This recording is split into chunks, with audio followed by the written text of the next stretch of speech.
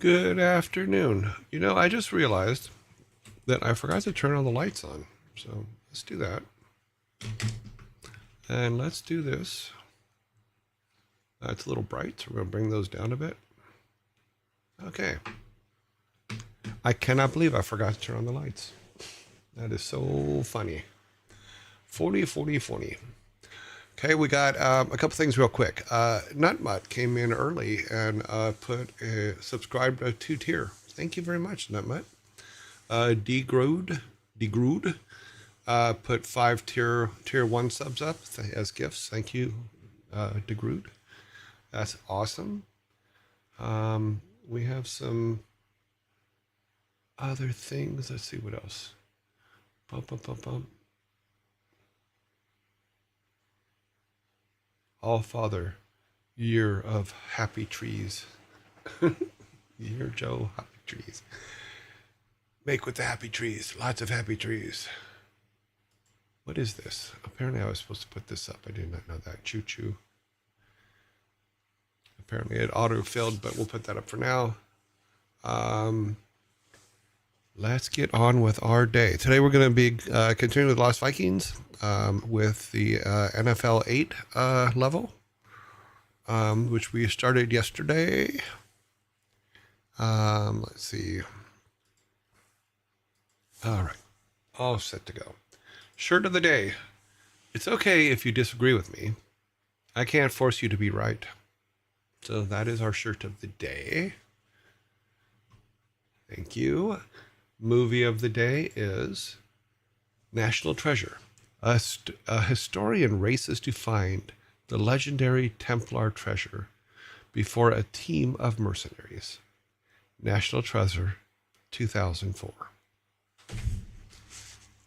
It's one of the rare movies that I actually like Nicolas Cage in. I think it was a good call using him. But what is a classic NC movie nodder? Okay. Like, oh, cool. Let's see. We got nothing to screen grabs today. I don't think. I think we did that. We did all that yesterday. We don't have an ad zombie. We're going to get right into playing here. It is Tuesday, December 3rd. Yes, this year is almost over. It has gone by so fast. Yeah.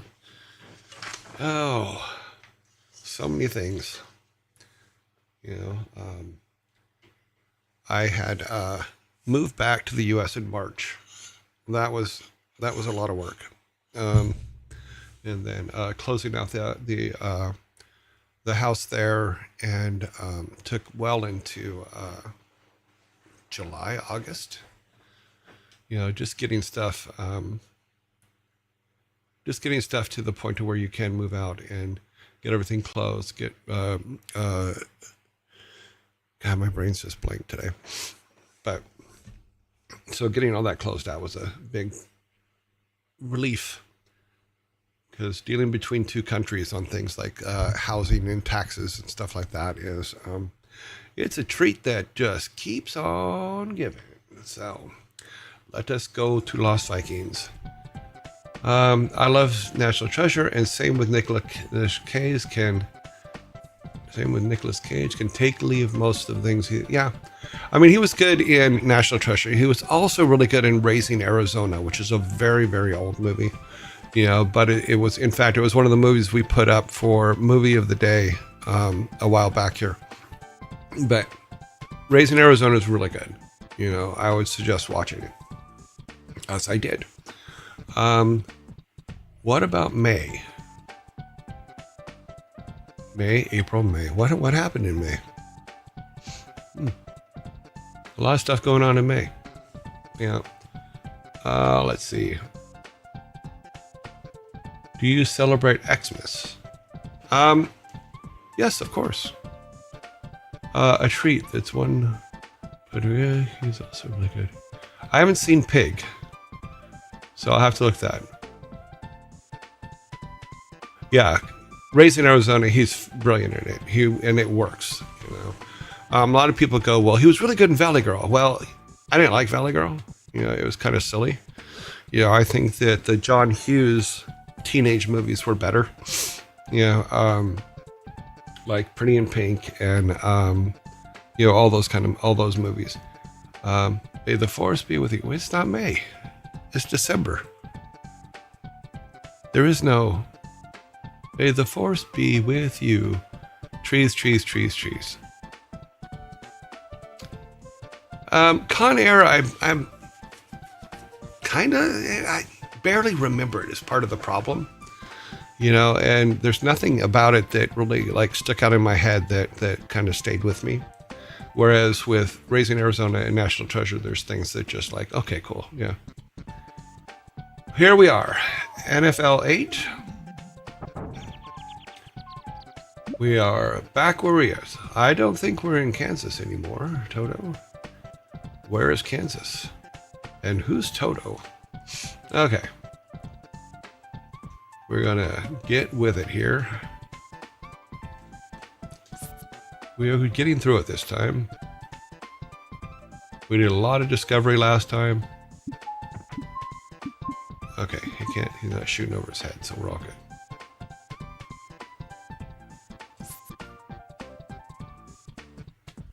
Doot doot doot doot doot doot doot doot.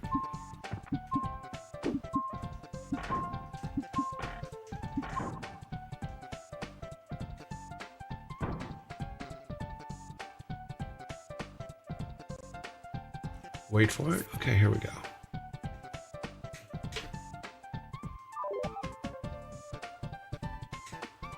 We did not get stabbed by the spikies.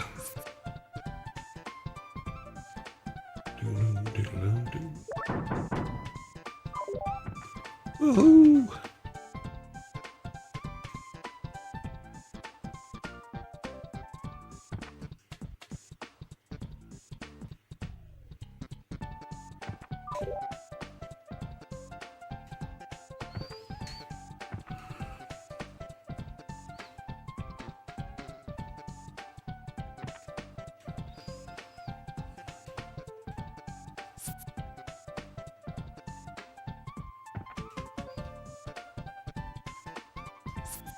Here we go. Here we go. So far, so good. Ghost Rider? Yeah. I don't remember watching that. Did I watch that? Yeah, sadly, I kind of... This is going to sound absolutely horrible. I kind of stay away from most Nicolas Cage movies. Not meaning to be rude or nothing. It's just... doesn't make it for me, shall we say.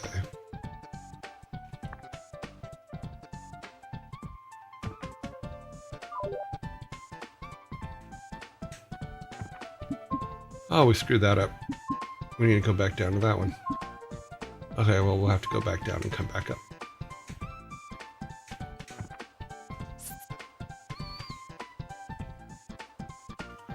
Do-do-do.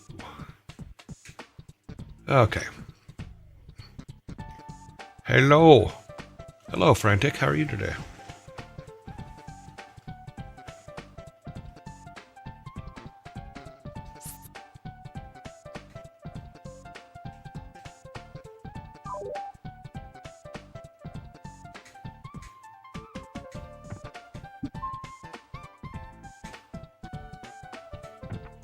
Okay. Actually, we could have just floated over and been on the other side. That way, one less chance of him getting stabbed. We don't want him stabbed.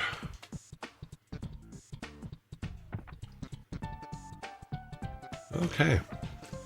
The door is open. Yeah, we gotta get right on the edge there.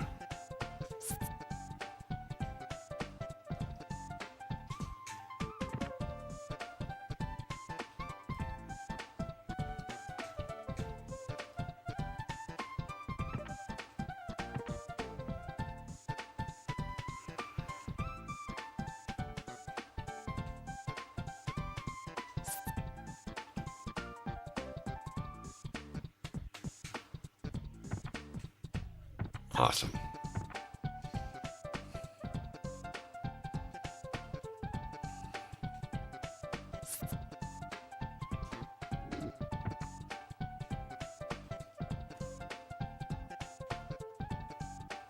Get him right on the edge. Good. Okay, let's see. Come on, Baylog, you can do this. Ah! I pushed the wrong button. Ah, oh, damn. We were doing so well. And Baylog is the one that we need up here.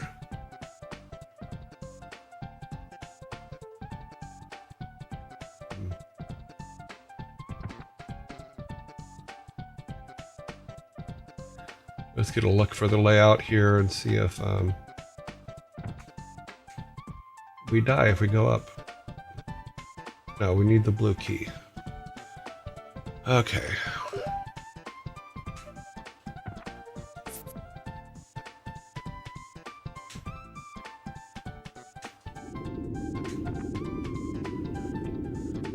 Yep, okay, I remember now. So apparently, Twitch has not approved the memberberries.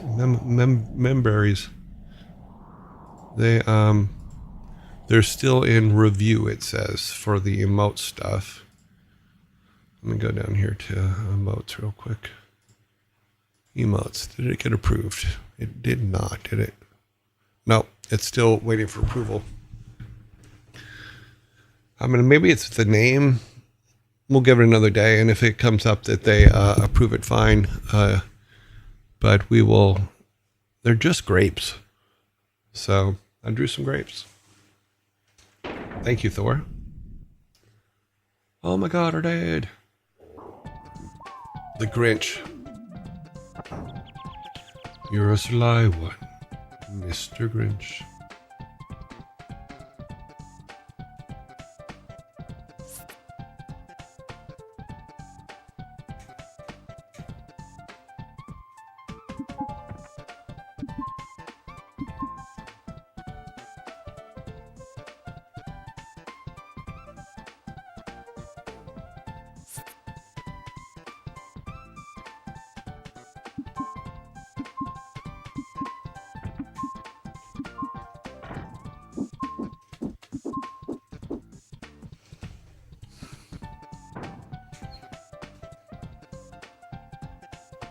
So what I did was I used his attack instead of...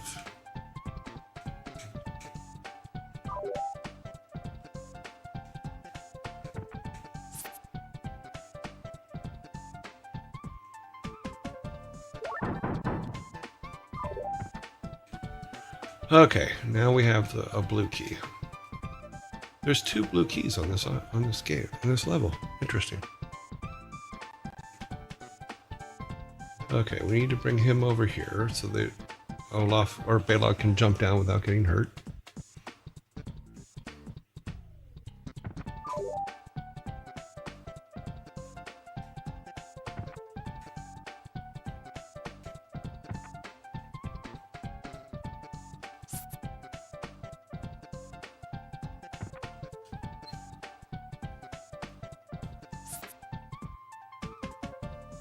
Olaf's like, I fly everywhere.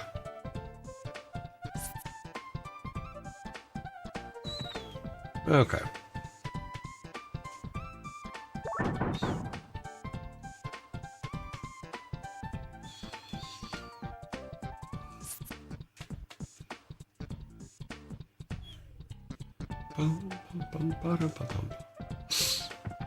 Hello, Father. I forgot about your stream. Twitch didn't send me an email. Huh. No worries. We're pretty casual today.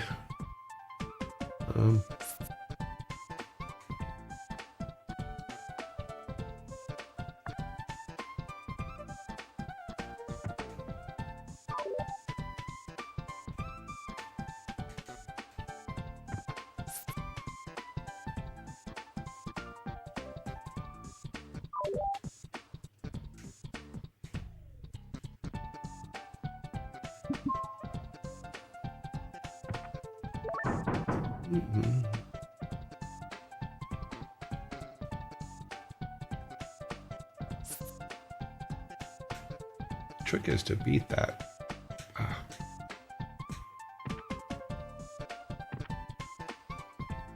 Let's get Balog over here so that there's no chance of to get Olaf over there, because there's no chance for Dot Voice can call you Dadu. Dadu, Dadu. Miss you, Robin.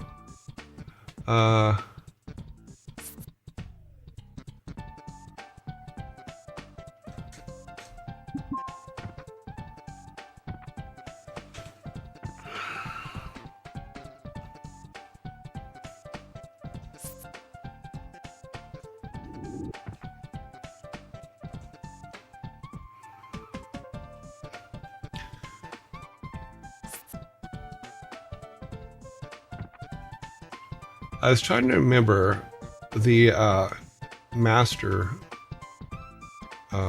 final level, which is called Masters, the code.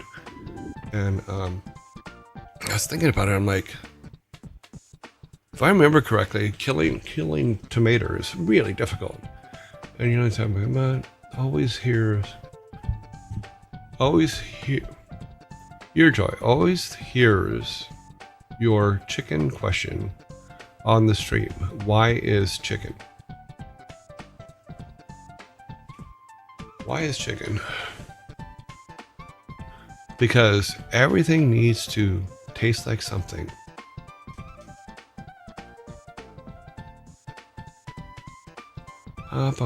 Robin Williams was one of a kind. Yes, he was. And on Tuesdays, he was two of a kind. You know, it's funny because I grew up with Jonathan Winters, and Jonathan Winters became Mork's son on Mork and Mindy. And the two of them were just so funny. Absolutely hilarious. Especially together. I'm going to take Olaf up for now. And if we remember correctly, we wanted to... There. Now we need Balog and his mighty arrows. I'm not sure what motivates me to ask this, but how do you feel about speedrunners? Even... I'm fine with that. I think it's actually kind of cool to watch them go through games that fast. I can never do it. I know it. But watching them sometimes is really actually kind of cool. And I forgot to change this. I did it again.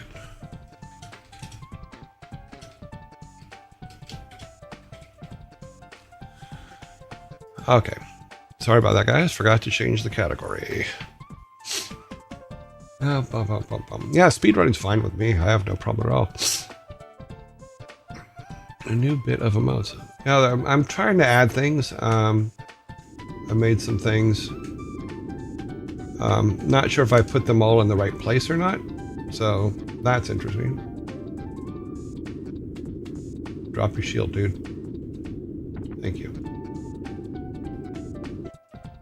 Can he hit from there, or does he have to go? Yeah, he can hit from there. Good. If I remember correctly, they're a bad guy. But which kind of bad guy? Okay, that kind. That kind's okay.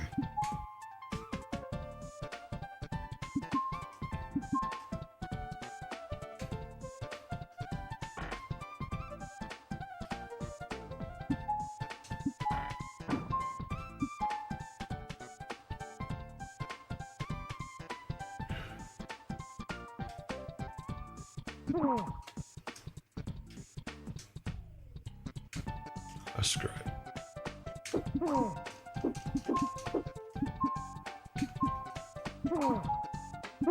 Oh, I was on the wrong guy.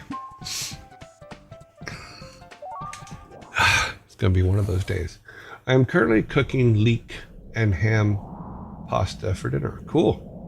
Do you have a favorite pasta? Yes. It's a gorgonzola cheese bow tie pasta with little pieces of broccoli on it and roasted pine nuts. It is amazing. And you can throw a little bit of chicken in there too, because chicken goes with everything.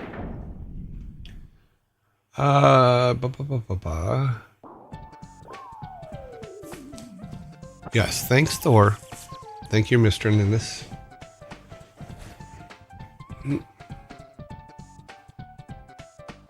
Yeah, you got to get like at Trader Joe's here in the U.S. They have a chunks of gorgonzola cheese, and you take that, you put it with butter and some heavy cream, make a nice little sauce, fold the rainbow pasta into it, throw some chicken in there, and then on the plate, put just little pieces of broccoli on it, and then the most important part, roasted pine nuts. So you get pine nuts, you just put them in the toaster oven or whatever for about 2-3 minutes, something like that, and then just put them on top, and it's awesome.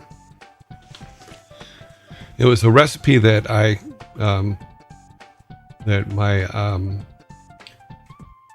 my girlfriend at the time stole from a restaurant, and then I stole from her.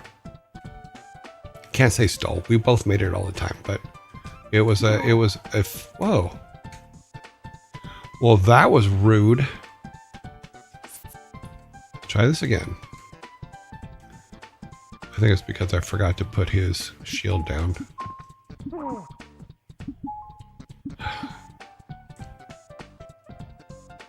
When you're playing, aren't you supposed to get better? Why do I get worse? It actually tastes pretty good. You can steam it. Steamed broccoli is really good. What I used to do with the boys for when they were little, when Thor was little, is they wouldn't eat broccoli. So what I would do is I would steam the broccoli, put it in another pan, sprinkle cheese all over it, and then put it in the oven for a couple minutes to kind of like get the cheese to melt down. And then they'd eat it. They'd eat it like there was no tomorrow.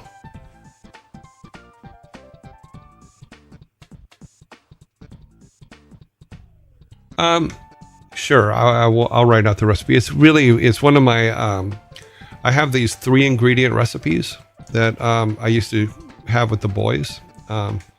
Like chicken teriyaki is chicken, a little bit of brown sugar, some soy sauce, and then cook it all up and then throw it on rice. You can put some butter in there too, but, then throw that on rice, and they just loved it.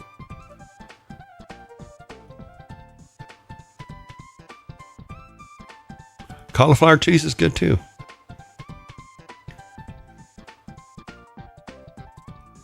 Okay, let me concentrate on here. I was looking for that.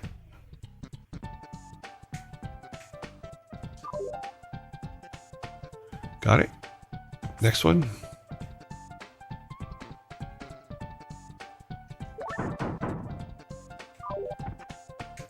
We're definitely going to need to get Olaf some food. Let's grab that, just so we have it. I know we usually let Balog grab that, but today we're going to let Olaf do it, and then, because we didn't use it on Balog anyway. And jump down. We need you and Thor to start a cooking show. We would throw food at each other, in all honesty. We would absolutely throw food. We're still waiting for Thor to do a cooking stream. He's talked about it. I know that he's talked about it. I don't know when he's going to do them.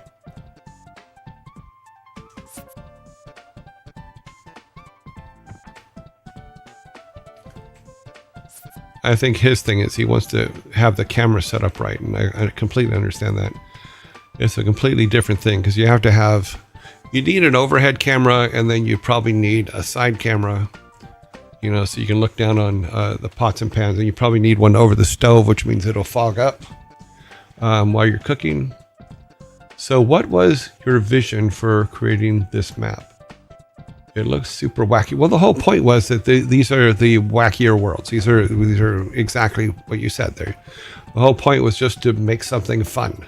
Because we have the Egypt level, we had the factory level, now we have the wacky levels. It's just because it was fun. And just gaudy loud and funny. So, while still being quite difficult.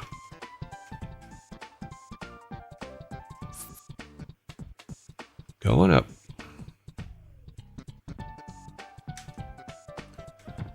Okay, let's see where we got Thor and his dad cooking. Well, the thing is, we cook different kinds of food. He makes OCS, House Thor's nudes. As in noodles, I think his noodles are fantastic. He does a really good job with them. You know, what he poses for in his personal time is none of my business.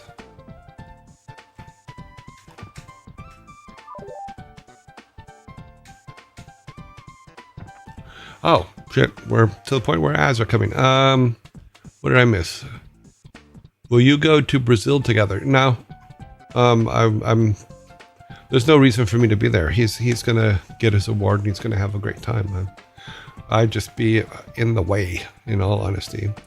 You know, this is his time to shine and his time to get rewards for what he's doing, and I don't want to overshadow that in any way. So hopefully y'all understand that.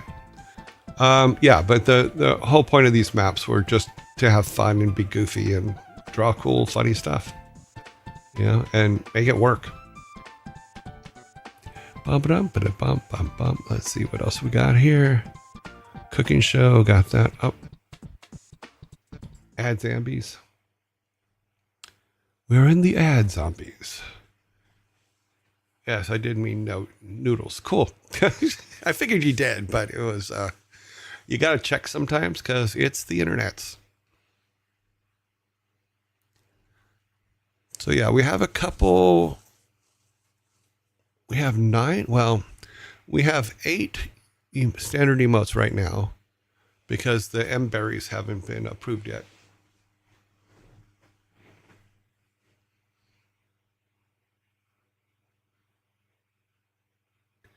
You should ask him about his nudes. April Fool's on an app which I don't remember the name of. Yeah, I'll ask him. I don't know. Hello, Troy. We are 1 minute to go. 1 minute, 6 seconds to go on ads so that I can pay the bills. Must pay the bills. We got internet bills and we got power bills and we got bills. Everybody's got bills. Can confirm they are tasteful indeed. I see exactly what you did there. Okay. I hear you worked on WoW, yes. And did cinematics as well, yes. You have a hand in Wrath, as in Wrath of Lich King? Yes, my team and I, I'll answer that on the, after the ads are up. I'm still getting used to this ad thing, so may not always get.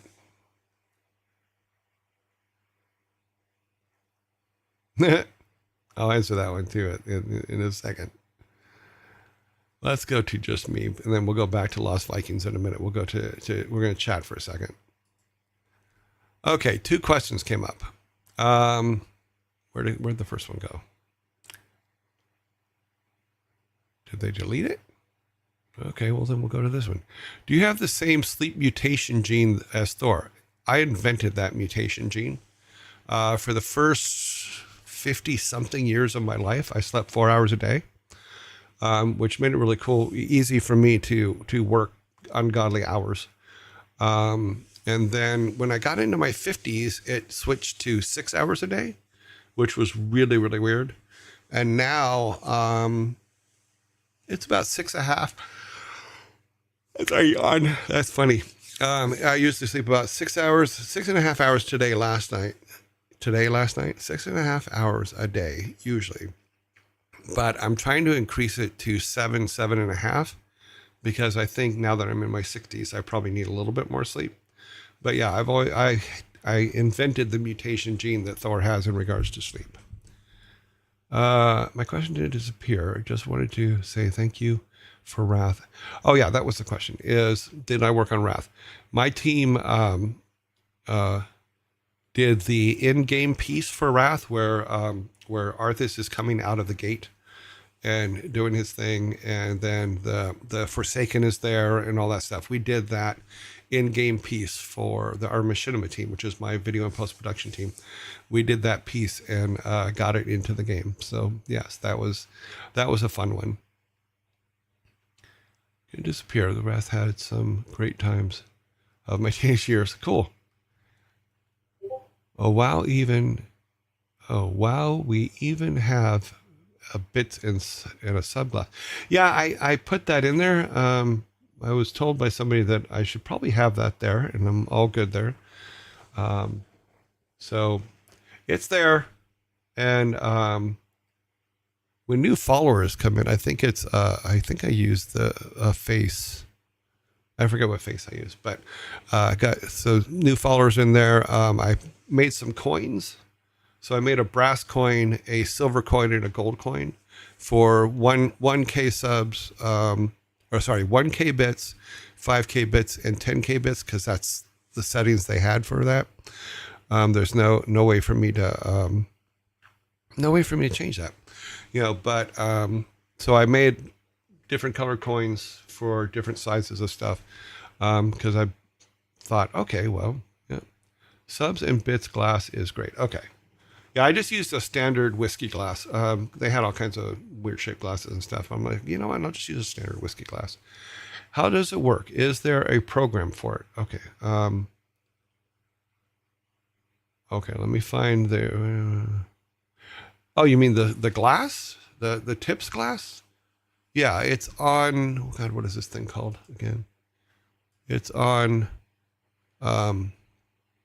Streamlabs. I got it from Streamlabs. If you're asking, Sky, how does it work? Is there a program for it? It's from Streamlabs, and they have a whole setup for it. So you can set up tips over 0, get copper coins. Tips over 3, get silver coins. Tips over 20, get gold coins. You can also do minimum bits. Actually, I'll lower that. Can I lower that? No. Okay. Minimum tips. I don't know how this shit works. So let's just save that. Let's see that if something there. I have updated it. We will see what happens. You can put a font on there. They have a whole bunch of different kinds of glasses. I was perfectly happy with the whiskey glass. It seems to be working. The only thing I wish it could do is, because I have it over in the corner, I wish that I could stretch the top of the bounding box for it to the top of the screen so it looks like it's falling off the top of the screen. But in order to do that, the cup has to be like twice the size it is now, and that's just too much for me. Yeah. Yes, it's called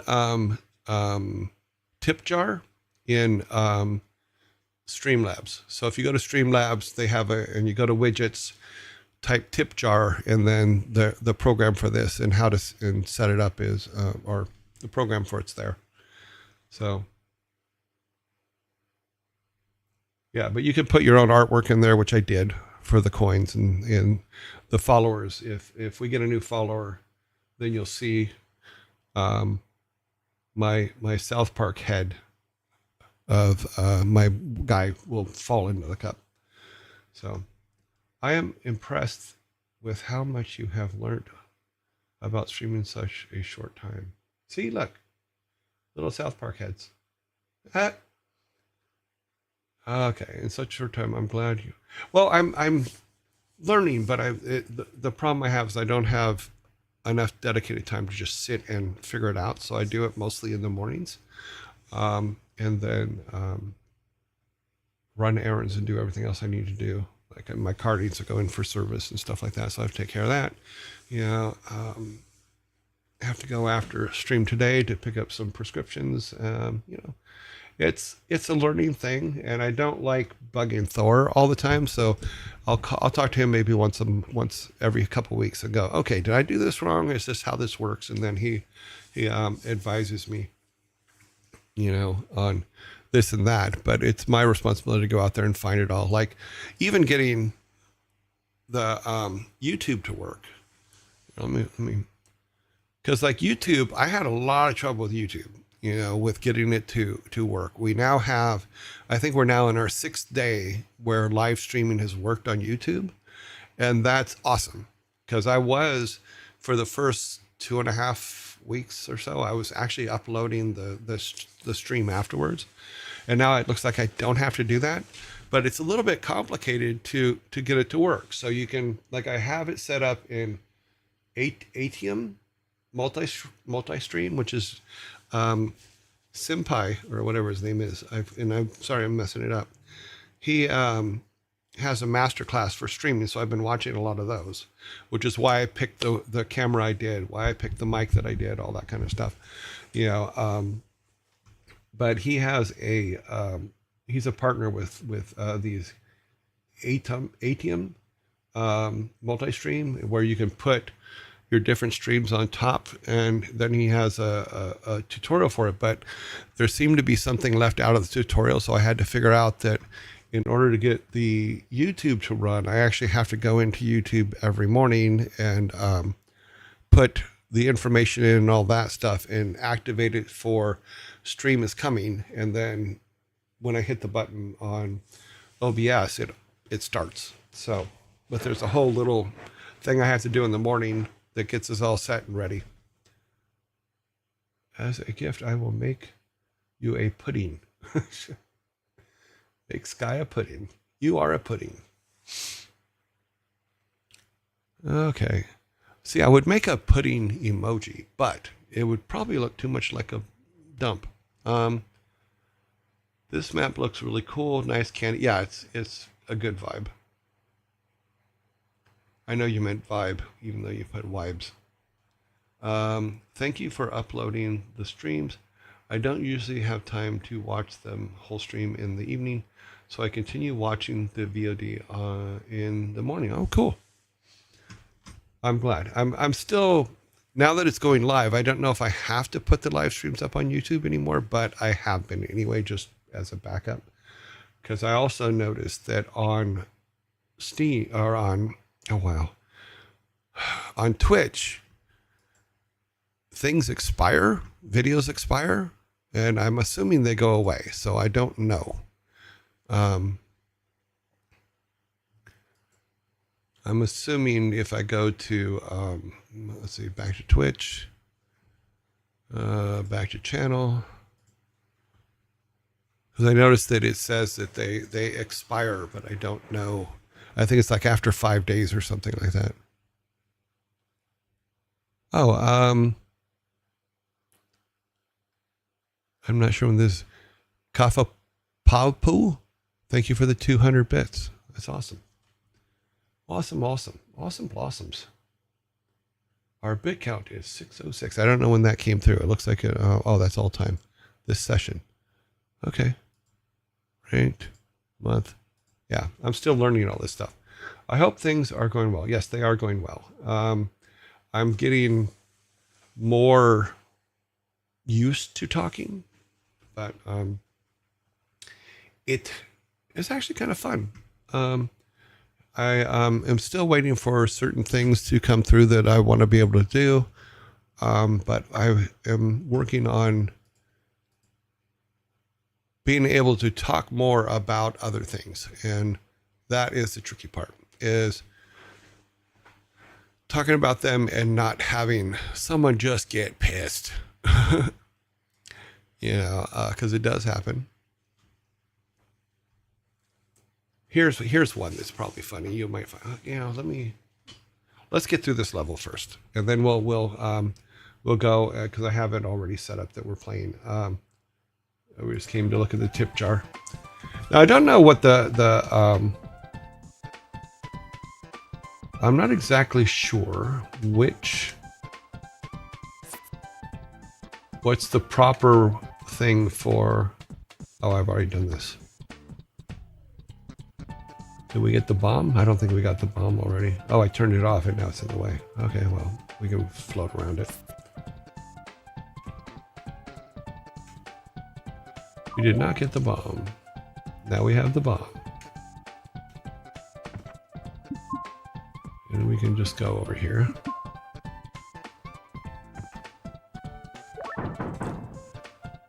Yeah, what I'll talk about is some early stuff on Blizzard, some things that make me laugh. Well, the sad reality of streaming is you have enough viewers. There's always someone that's pissed for something. Yeah, without a doubt, I mean, including me, as I did get mad at a thing early on that I probably shouldn't have been that mad about. But, oh, and I'm not paying attention to where I'm at. It made us appeared to lose a yearling, which I wish didn't happen. And I really hope that he's able to come back at some point. So, no, don't worry about distracting me. It's okay. I did it to myself. You know, but yeah, I mean, like I tell my boys, you're never going to be able to make everybody in a single room happy. We're human beings are that way. You know, in these days, it's really difficult to be able to keep an audience and not piss one of them off. And unfortunately, when you piss one of them off these days, sometimes it turns into very, very bad things. And I hope we can not do that here. Because quite frankly, it's exhausting. Yeah. But yeah, everybody gets mad at something, always. We're human beings. It's what we do. We're really good at it.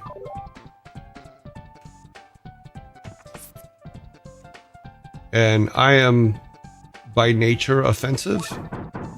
I mean, look at my shirts. I mean, I wear these shirts every single day. This is not just like, oh, I bought a bunch of shirts for this show and stuff like that. No, these are the shirts I wear every day. And the only difference between them is there are two sets. And those are only because there are shirts that I shouldn't wear to work. You know, if I'm going into an office and people are there and stuff like that, it's just not a good thing. Yeah, the shirts will do this. I'm slowly making my way to the same category, but I'm a bit scared still. Yeah, it's if you're going to wear an offensive shirt, you got to stand up and deal with the consequences of it. You know, and sometimes people get offended very, very, very, very. Did I mention very fast? I forgot to get Baylog down. Come back over here. Okay, stand there. Thank you.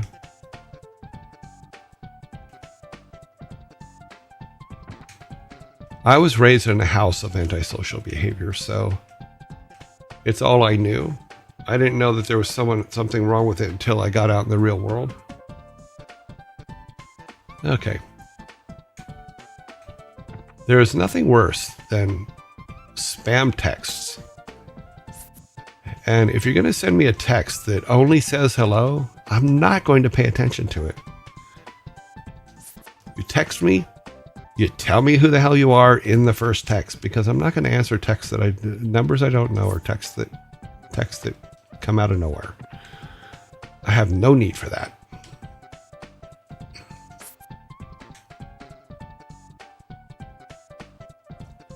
That is their new way to bug me. I'm trying to learn to cope with fish with offended people.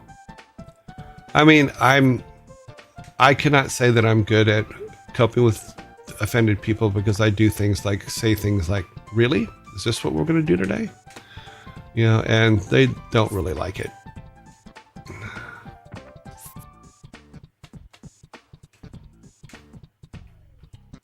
Bloop.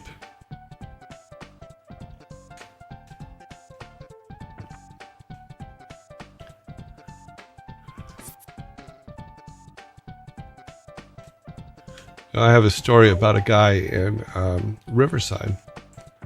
He was a little people. He was a midget. I'm going to use that word because that was used in the article.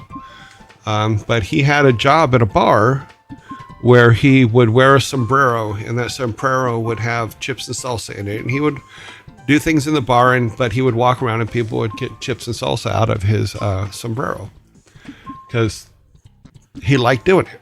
and somebody got offended by it. And you can probably find the news article for it.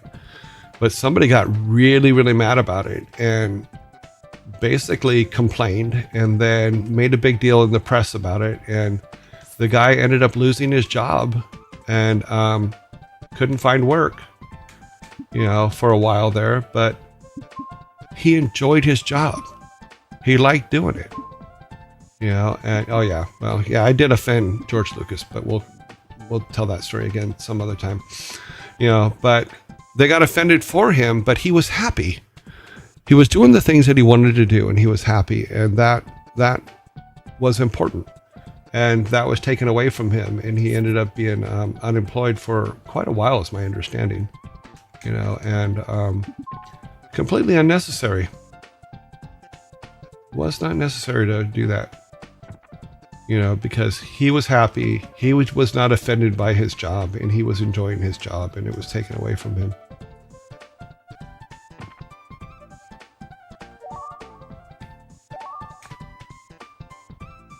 So before you start complaining for someone else, ask them if there's a complaint there, if there's really a complaint there or not. Because sometimes people are happy doing what they're doing, even though you may not find it to be something you would do. Because it's not about you, it's about them and what they're doing. I remember when I first started in the game industry, I got berated by friends and family all the time. Where they literally asked me, well, that's okay for now, but when are you going to get a real job? And I'm like, what are you talking about? This is a real job. I'm working my ass off here, but they just didn't get it, and then one day I was talking to a friend of mine and he goes, so when are you going to get a real job? I go, okay, let's talk about this. Do you like going to work in the morning? He goes, no. I go, well, I do. I love getting up and going to work every single day because I love what I'm doing and it's fun and it's something that I wish everybody could do. But you're not happy with what you do. You're not happy with you're not happy with any of it. Yet you're telling me that my job isn't real because I like it. That makes no sense to me. I don't want a real job. I don't want to wake up in the morning and go, I have to go to work. I've said this to my teams, a lot of teams that I have had over the years. I've said this. I go, look, I want you to wake up in the morning and say to yourself, I get to go to work today. I do not want you to wake up in the morning and say, I have to go to work. If you get up in the morning and say you have to go to work, there's something wrong. And we're not doing that. Reminds me of how Speedy Gonzales was always canceled a couple years ago. I have all the Speedy Gonzaleses on my Plex system. I love Speedy Gonzales. Underlay. Yeah, it's awesome. Great stuff. But yeah, a lot of my childhood has been canceled just outright, and that's too bad. That's why I like Bugs Bunny cartoons. Go back and watch Bugs Bunny cartoons. They've been cut up so badly because Bugs Bunny used to smoke. Bugs Bunny used to do this and this. They used to do all kinds of things that were not unappreciated, but were just like things that people are afraid are offensive these days. And I'm not that guy. I'm not gonna play that game. It's like Schoolhouse Rock and New Zoo Review and all those things. There's a whole bunch of stuff. Popeye cartoons were awesome. But yeah, today, too many people find them offensive. And that's too bad. Okay. We got a question over here that I'm going to answer. Okay. What's your favorite country song? I do not have a favorite country song. In fact, I was out to dinner last night or the night before, and country music was playing, and I had to. I'm like, who is this? The only country person I know is Billy Ray Cyrus because we were born the same year. But I've never heard any of his songs that I know of. And then there was, I know I've heard Tim McGraw, I think, Faith Hill I've heard of, but if they were playing on the radio, I would never be able to identify their songs or them or anything about them. I know that sounds terrible, but it is what it is. I was not raised country. Not this time, buddy. Okay, go to Olaf and get some food.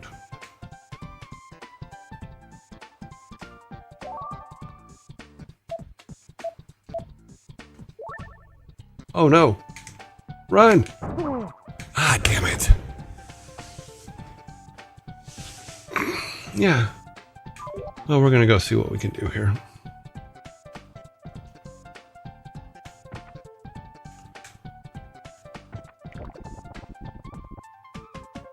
He done drowned. He done drowned in purple and blue and white. Yeah, so sorry, you ever had the same thing that happened? Gabriel Iglesias happened to you where the song spoke directly to you? No, I'm unfortunately I'm not. I know nothing about country music in any way, shape, or form. I was raised on mostly rock and roll type stuff. So, when I was in high school in the 70s, I always joked that we had 10 bands and 5 drugs, and that was it. So I was mostly Led Zeppelin and Queen and Black Sabbath and that kind of stuff. Can he jump? Let's find out. Nope, he can't jump over there. Okay, bring everybody back. That was me being stupid when I thought I was on Baylog, and I wanted him to eat the food. Instead, I was on Olaf, and he dropped a bomb on Baylog. So...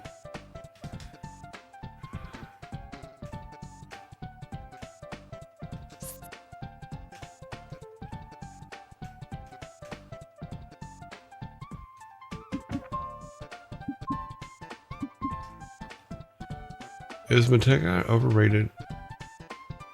I think they're fine. They played BlizzCon and they did a great job. I mean, they were amazing. I had no issues.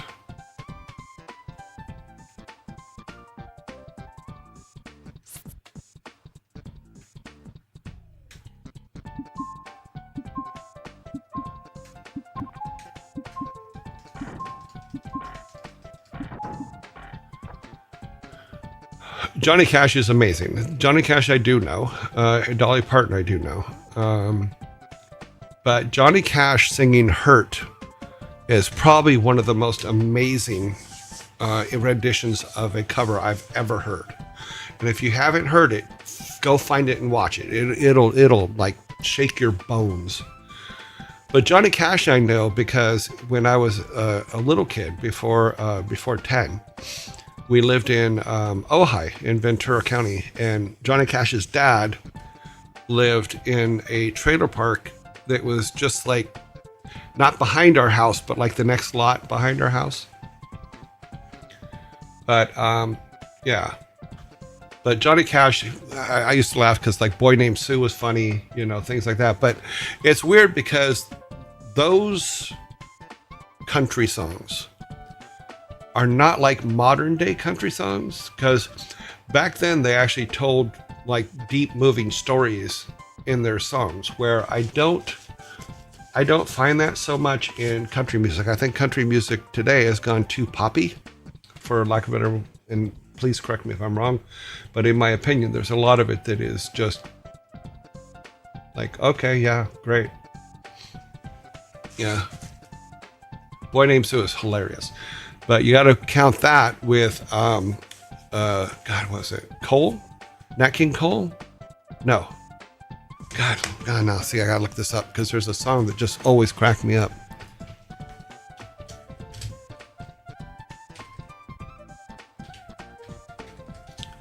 Hopefully I spelled it. It was Chuck Berry. Chuck Berry's My Ding-a-Ling is absolutely funny. It is very, very funny. And it's really old. I mean, we're talking like, I think it was Oh, okay. Debuted in 1958.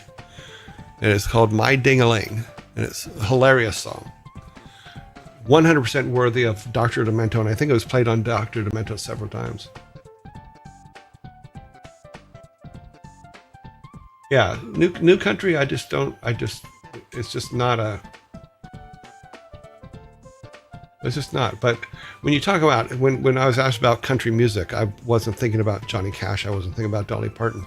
Dolly's amazing. She's written some of the biggest songs in the world. You know.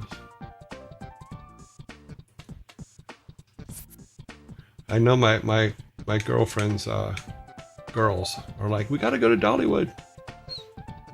I've never been to Dollywood. And I just realized we're going to be in ads soon. So let me get him all set up here.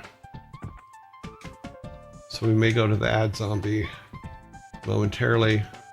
I'm just getting everybody as far as I can go until the little orange button goes off, and then I'll put the ad zombie up and I'll look at some of the questions and the things that you guys are talking about during the ad break.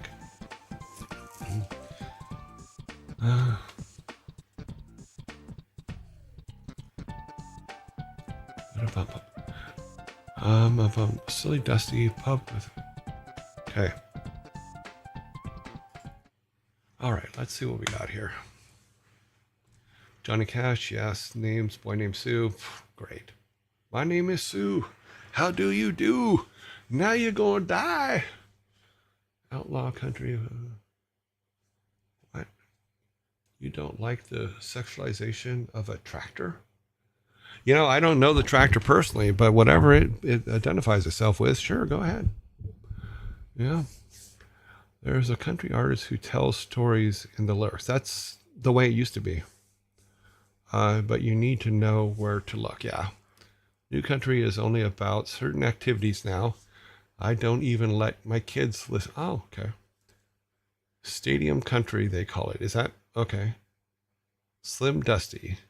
Pub with no beer is my opinion. Okay, I'll look that one up. Glenn Campbell. Yeah, Glenn Campbell's great. But Glenn Campbell is also a pretty good actor. He was in the original True Grit. And he did an excellent job. The one with John Wayne and them. Great movie. I tried to watch the new True Grit, and it just, I don't know. There was something missing from it. I'll probably go back and try to run it again.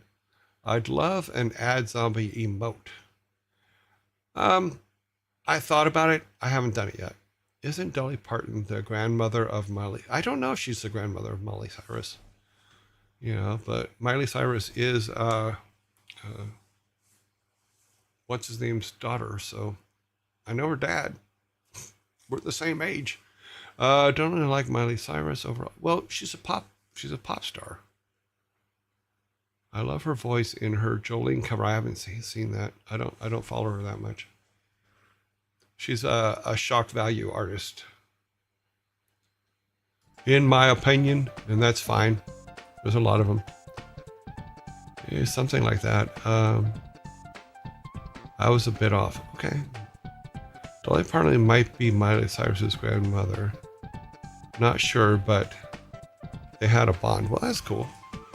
Let's see.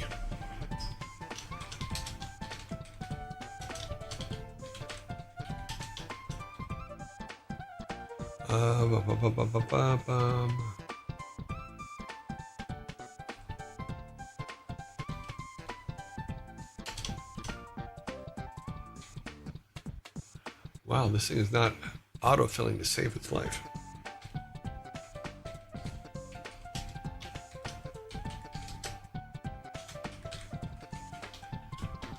Let's ask the world.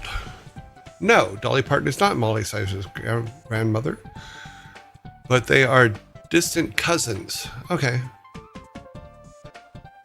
Parton is... Oh, she's Miley Cyrus's godmother, not grandmother. And they are distant cousins. So they're seventh cousins once removed, whatever the hell that means. I can never understand what all that shit means.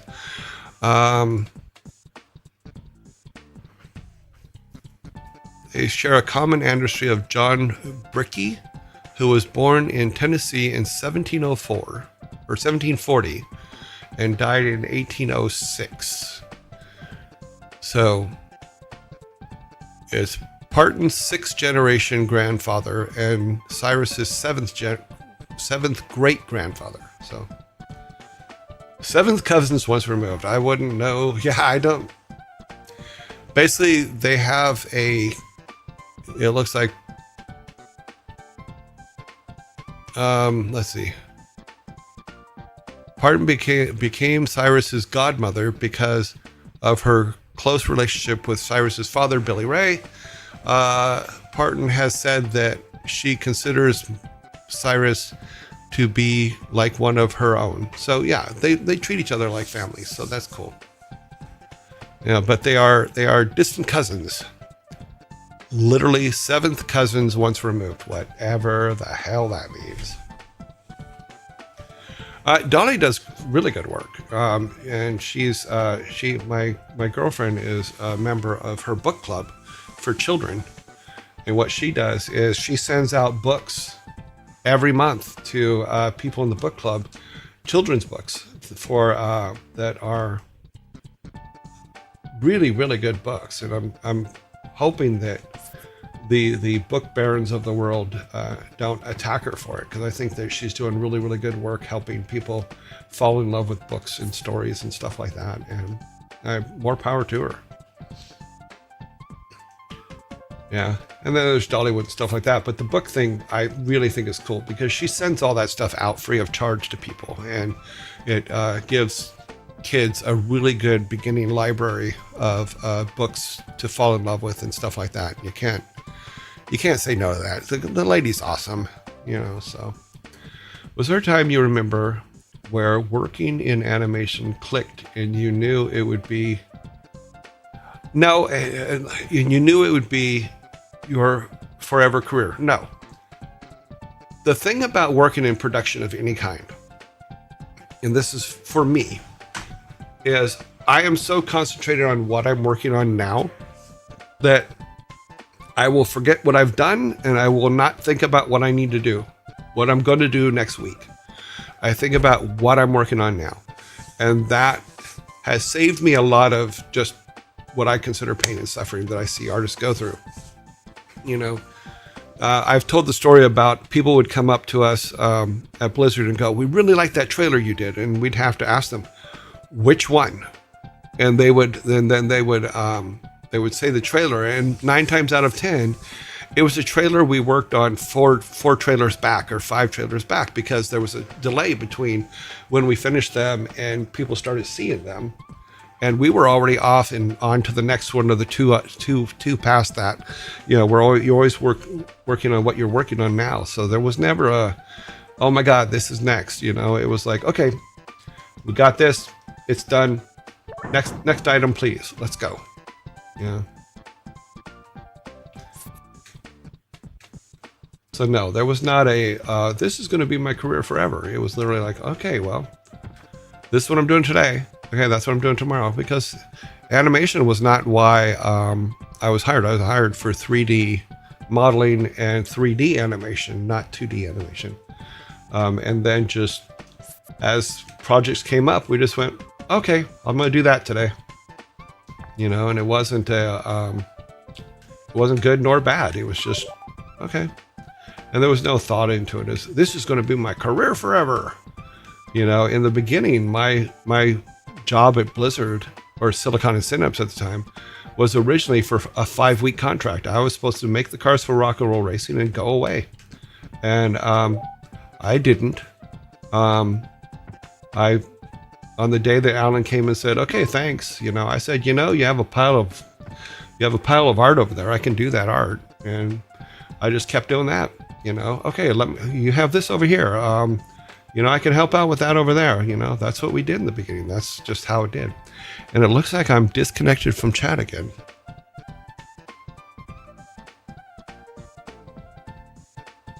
Can I give you money on YouTube? I have no idea. I haven't even started figuring out YouTube and how it works. As far as financially, I don't know yet. I will try to get that up and working. I'm assuming you can. I don't know. That was Insane Mr. J asked, can I give you money on YouTube? I don't know how that works. I have to figure that out. If one of Thor's goblins and one of your yearlings were to fight, what weapon should you give your yearling? Well, it's to fight a goblin? I'd just give him a really good axe or something, Depends on the goblin, because if it's like a majorly overgrown, steroided out goblin, then I would give the yearling female goblin to throw at him. Yeah. The streams, okay. Okay, where are we at? We're going to try not to die this time. Well, we try not to die every time, but we just... Crossbow, yeah, maybe. Yeah. We will fight in wipe sumo.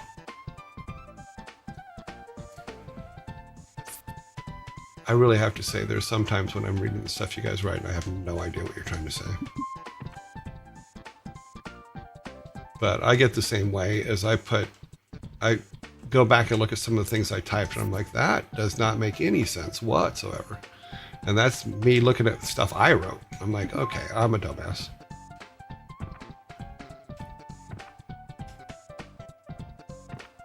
So, there are times when I will have to interpret what you say because not all the words are in the sentence. And I'm getting used to that too.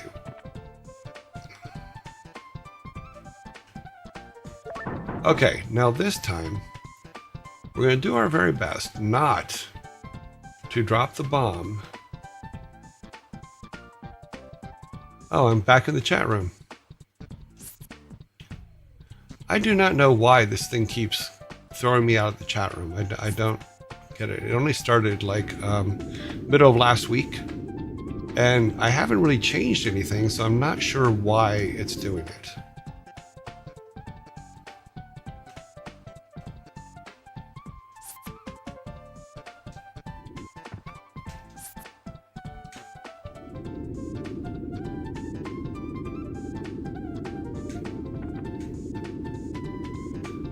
Olaf, put your shield down.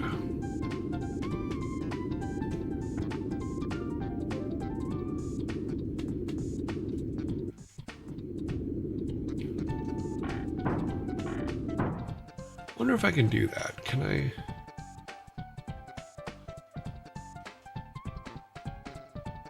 I can. What I'm trying to do is I'm trying to lure this guy over here to die.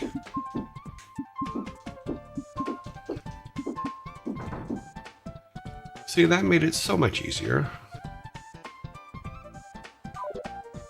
I'm going to get the key. We're going to move it on the key so he doesn't accidentally drop the bomb. Okay.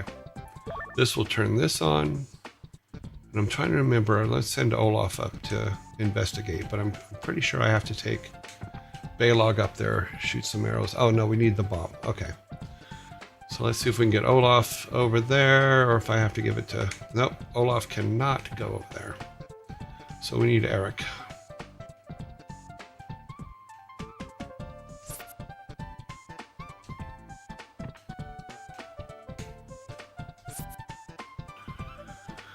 We need Eric. He needs to get with the guys. He needs to grab the bomb.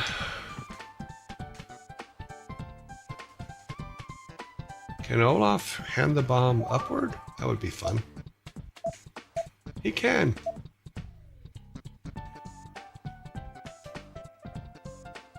Doodaloo, doodaloo.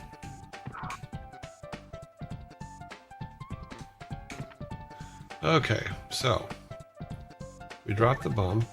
We jump over here, and we wait. Okay. Now we jump back. Oh, let's see. We can't get anybody else up here, so this is all on Eric. Hopefully, there's not. Okay. Is there a bad guy up here? No, there's a balloon though. We probably need him to go up in that opening up there to get a bomb. That is my guess, is there's a bomb. If you see here where the opening is there, I bet there's a bomb up there.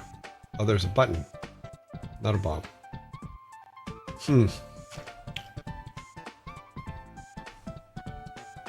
Okay. Yeah, so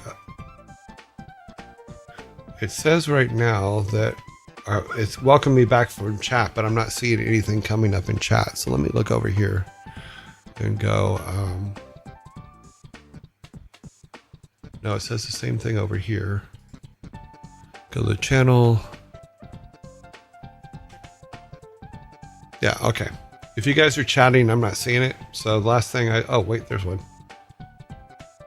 We just not active. Okay. It's probably a Twitch bug. I just started reading to evolve. Okay, so we need to get up there and push that button. So we need to do this.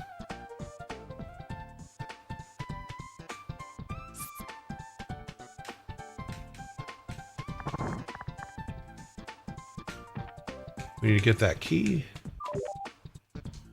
Come back out.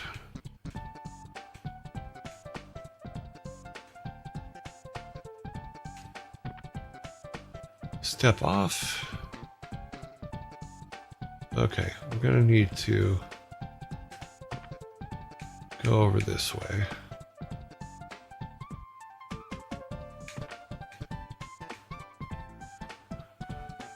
Okay, I don't want to go up into a...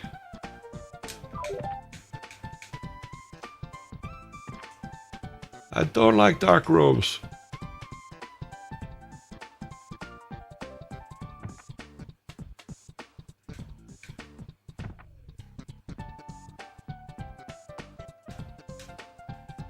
Ah, damn it. We had everything. We had it all. We could have done it all.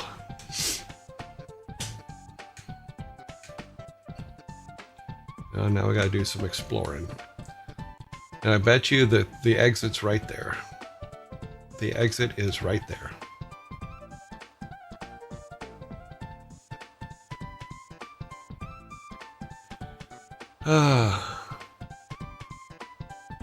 Well, don't get fired. I'm in the office, so can't chat much. That's fine. Frantic. Don't put yourself in danger.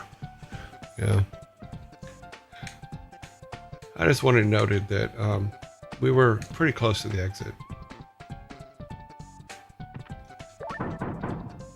So I probably should have went ahead and went up and just brought Olaf up,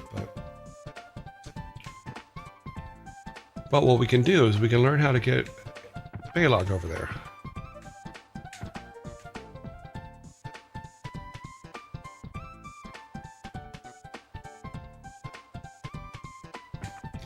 We got a little further.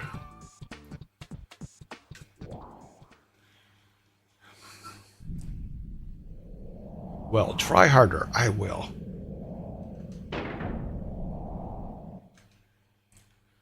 I know you're talking to Frantic, but... Okay. We're going to get through it this time. Hey! Haven't we been here before?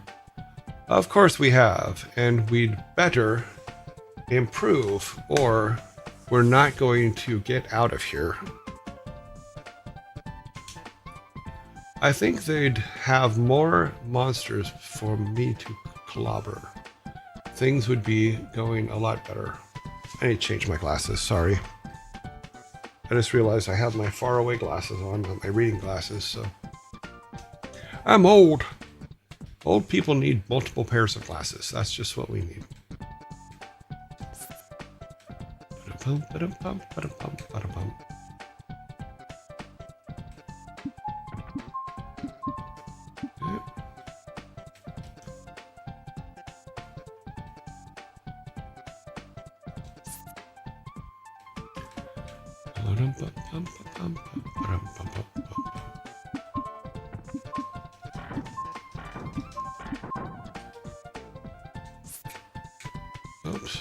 Stop that.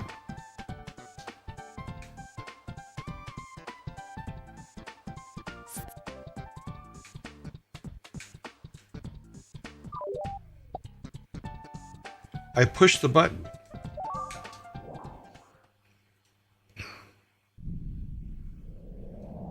I pushed a button. I'm curious, is there any type of modern video games you like to play? Yeah, I play Diggy's Adventure on my iPad every day.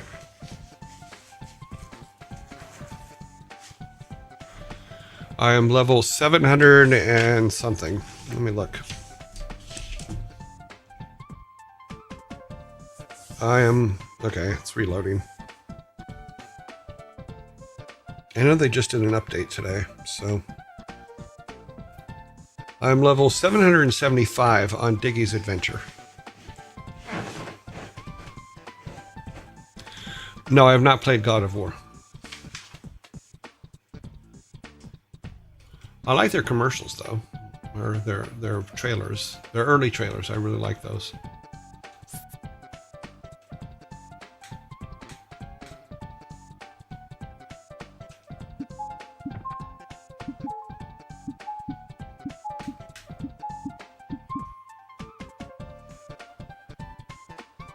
Head of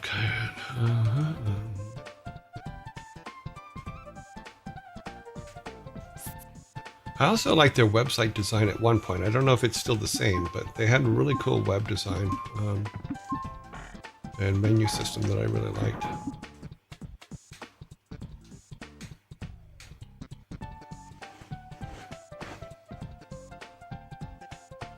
Data boy.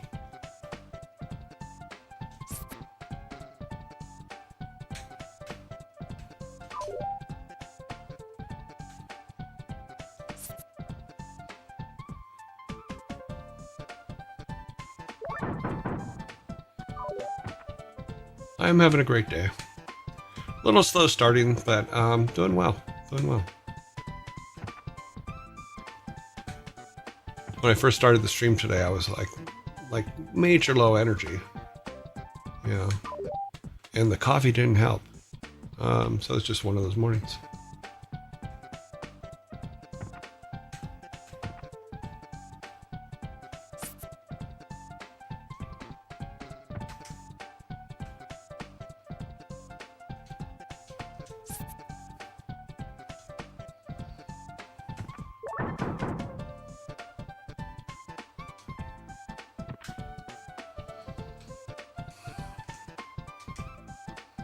This one's all Olaf.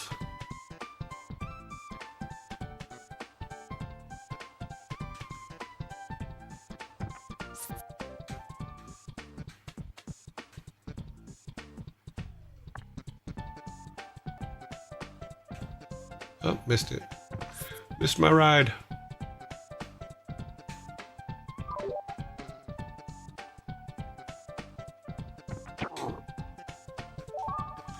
Sometimes I'm just stupid.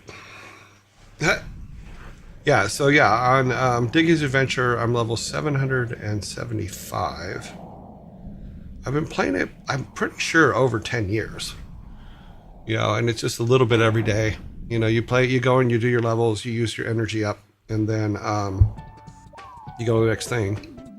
Let me use some of my energy up so it will regen. But yeah, that's what you do's. So if you look here, I have unplug that. So see, we have Diggy's Adventure. I am in no way affiliated with them. I just play the game. But they're Pixel Federation, I believe, is the name of the company, and they make a good game. And it's like the kind of game that I talked about. Is I really like little grinder games where you're just grinding it out. Well, good night. Coffee Papu. Hope you sleep well.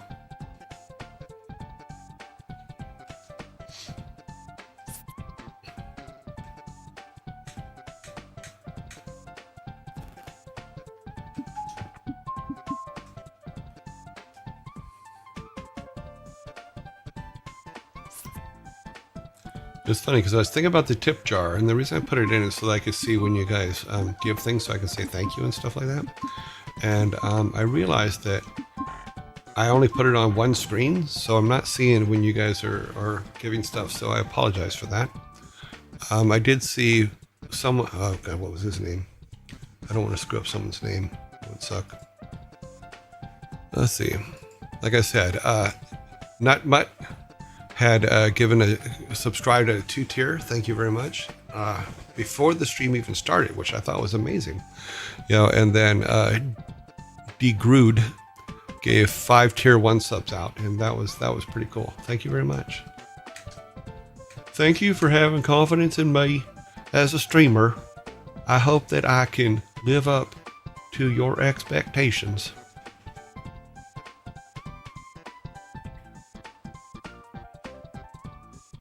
We're still early today. Oh shit. Nope. Drop. My timing was off. He would have died anyway. When most people play, they get better as they go on.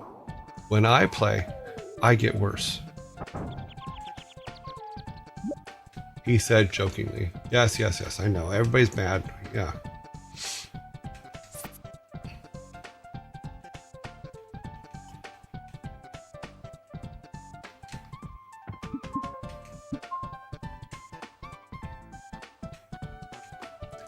See, with Olaf on the platform, you have to pump him full of air as soon as the platform appears at the top of the screen on its way down, and that gives you enough time to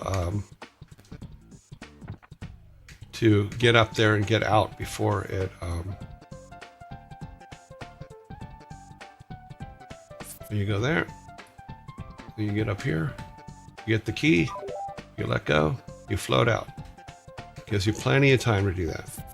You come back over here, you ready the key, you hit the key, you get the blue key, and then you can float all the way back down to the bottom and get ready to catch Balog when he jumps. Off of there. Now theoretically you could have just went over to the other side, but then Balog would have taken a hit when he jumps off of this platform here. Which I guess you could use the food for, but catch your friends. So you gotta support your friends, and sometimes supporting your friends means that you have to do something a little bit different.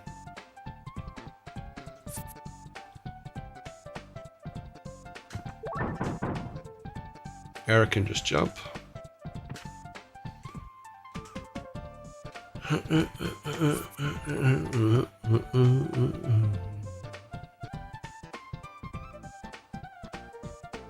Oh, I was thinking we were on the next level over. Ha! That's funny. The next section over. I was thinking a section ahead. Sorry, guys.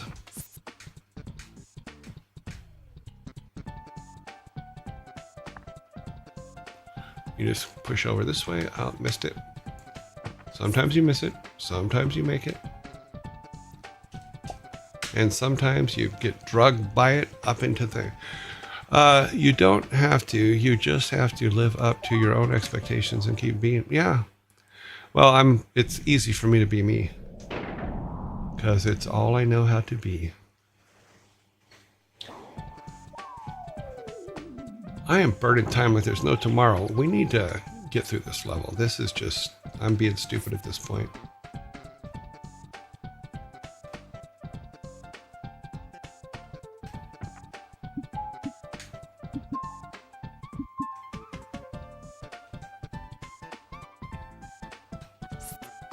This should be interesting. Balog is a backstabber. Ha! But he's good at it.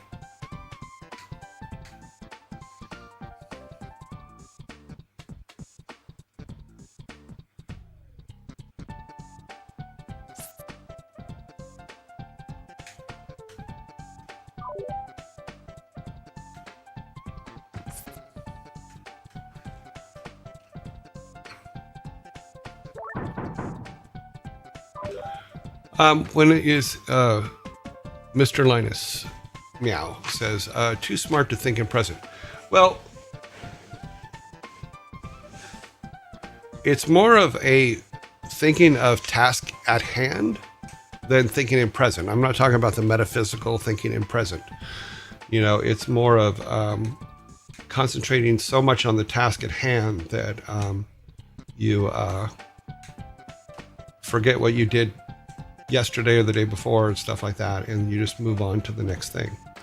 You know, it's not the metaphysical, I'm in the present all the time. Nothing like that. It's not that at all. You know, because I'm not. It's not saying you don't think about other things. You just, once you're done with them, they're out of mind. You know, it looks like we have ads already. Jeez. Yeah. How is that possible? Did something get changed? No, it looks like it's all the same. Okay, well, let's bring Eric over here with everybody else, and then we will go to ads in a minute. Then we will come back from ads, and we're going to finish this level. You know, maybe I should put that on the zombie page too. Because that's the point when we're supposed to be making some money. Man, I slept in today. Cool. Sleeping in could be good for you. What I think I'm going to do is let me grab this. I'm going to do something during ads here. We're going to grab that. So we can keep an eye on it here. And we're going to go back to the zombie. And we're going to put that in the zombie page too. Except we're going to move it down to the bottom. Let's move it down here. There. Now it's just sitting on the floor. That's perfectly fine with me. But if I remember correctly the way this works, it just moved it down to the bottom. No, it didn't move it down to the bottom there. Okay. We are in ads.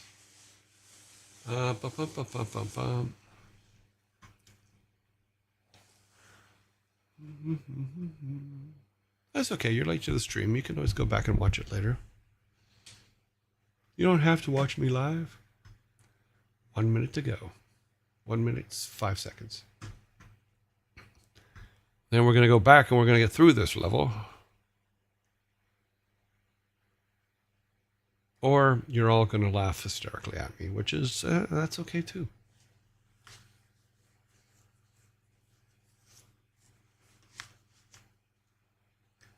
You know, for people who make like the graphs and stuff like that, should make a thermometer one that you can put up, like for if you're having a fundraiser or something for different groups, which I'll probably do next year. I'll start doing things like that, and then we'll start supporting the local community stuff going on here.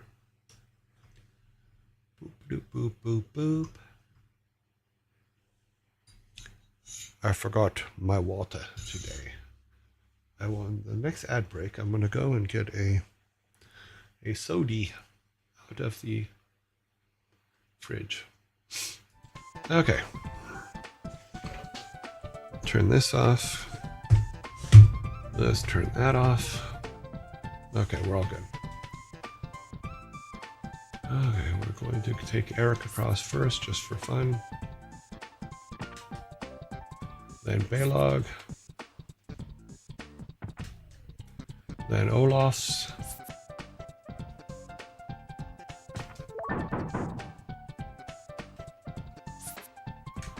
That's funny, is when I think of Olaf, I think of the one from Frozen. And then that makes me think of the guy from Umbrella Academy, Klaus. Both Olaf from Frozen and Klaus from Umbrella Academy. They seem like the same personality to me. I know it's silly, but I actually put something up on Facebook about that years ago, because I'm just like, this is the same character.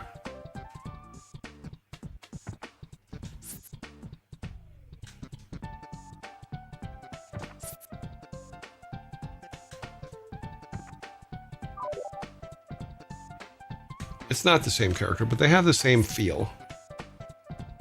If that makes sense.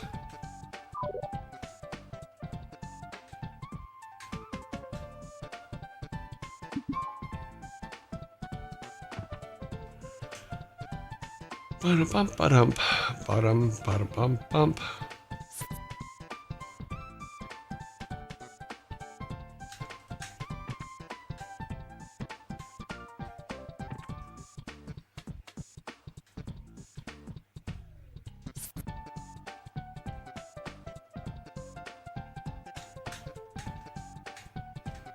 Ah, drop already. Jeez. It almost like put himself right up into the bubbles. You go take some spikes.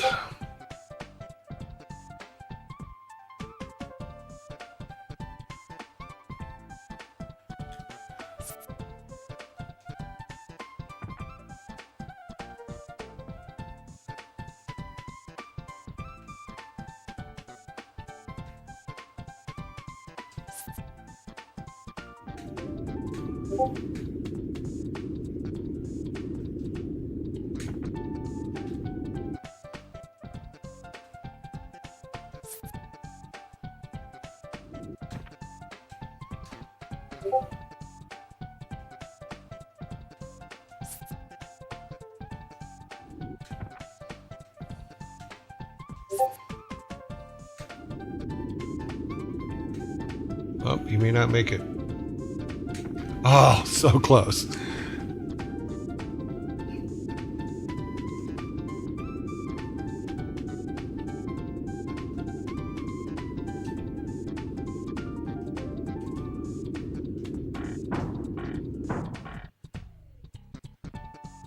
Now, what we did last time, oh, we didn't leave Eric over there. We can still do it, though. We can do it this way, though.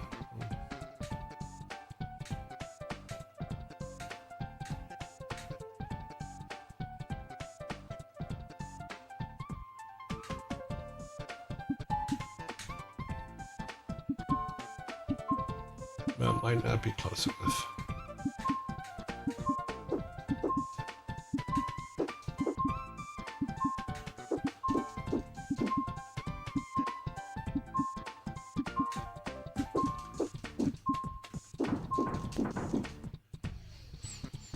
Okay, that takes care of that. I'm gonna bring Bela Olaf over. We're gonna take him off the bomb because we have to give the bomb to Eric anyway.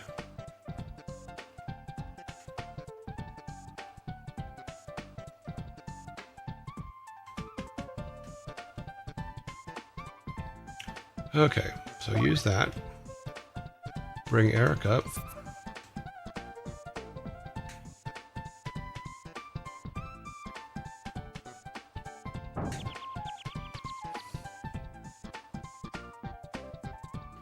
What have we learned today? We have learned that Eric needs to get up here first before that thing kills him. And then he has to jump across. Next time, we do not, I repeat, we do not turn the platform on before Eric gets up here.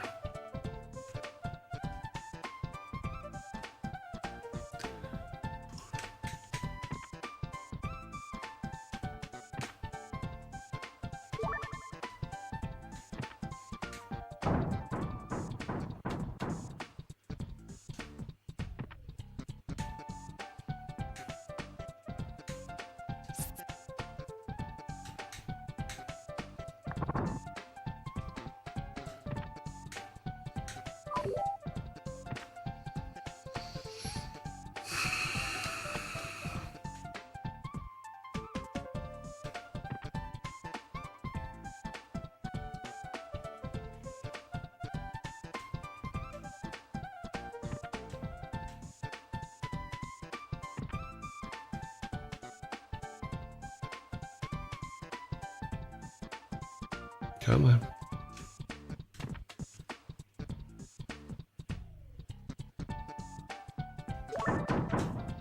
That's one.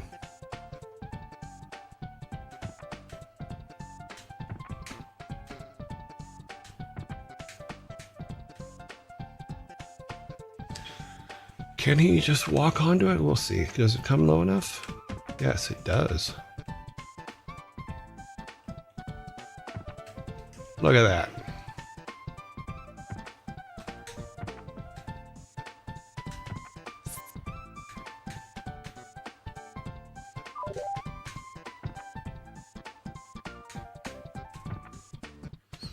That's so funny. I missed it.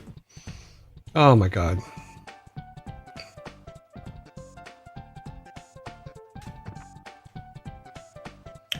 It appears we have finished this silly level. Those pumps make me dizzy. They make you look like Olaf. And they make your voice sound funny too. Okay, we have finished another level. It only took forever and it shouldn't have taken forever. But it didn't get into the 5 square ones, so we're actually okay. This one is actually called Wacky.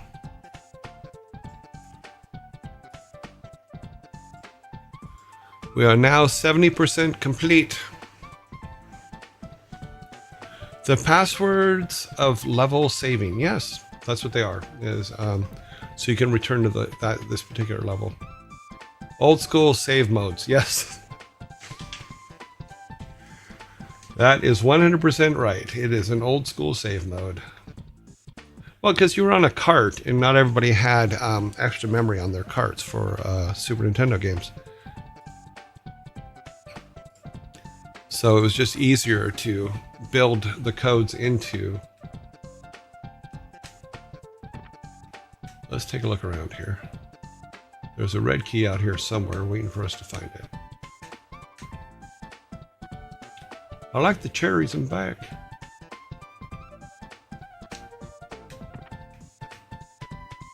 Okay, we need to get Baylog up here to shoot all of those things.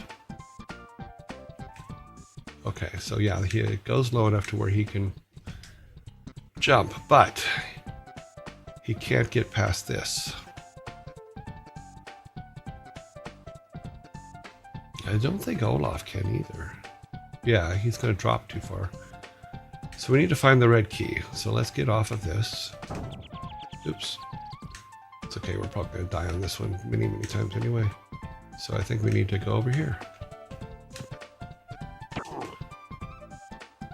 Yeah, Eric needs to go up that to get the key, more than likely, and then come back.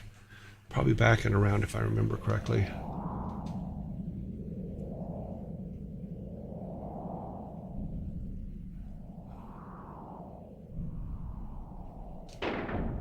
Yeah, Metroid used to have a lot of passwords too, built into them and things like that. Let me look at this real quick, because there was something I was going to talk about.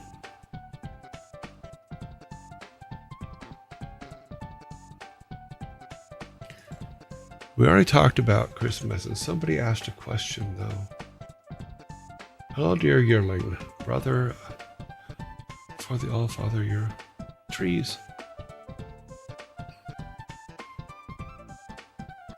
I don't think any of them represent me best. I'm not a Viking. The characters we create are not the characters that we are. Let's see what was back here.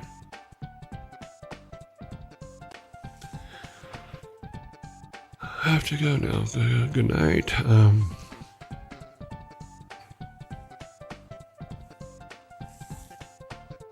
Is there any types of video? No, we answered that one.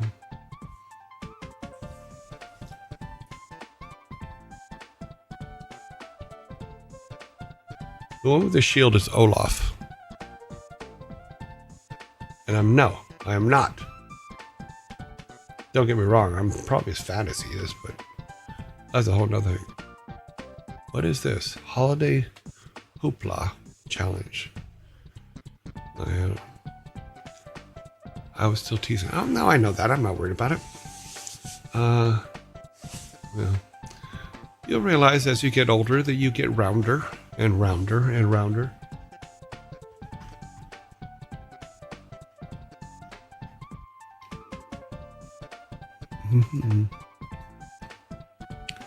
So have I ever talked about the Jawa wall? I don't know if I have or not. I don't think I have. Possibly, but I like. Yeah, I can't trace. I can't trace my family lineage back to anything because I was adopted. So most of that is a mystery to me. I did do the 23andMe thing about 10, 15 years ago, somewhere like that. And the closest they've ever been able to find is someone with 4% of the DNA that I have. So I'm like, okay, yeah. So the joke has always been that I was dropped on this planet by aliens. But that's cool. I can live with that. But back to what we were talking about is the Jawa wall is if you look on the 20-year anniversary video, we do, let me see if I can pull that part up. I don't, it's in the wild, so.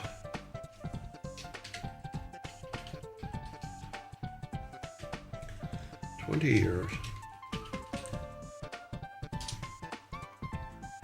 Oh, there it is. Let me see if it's on here.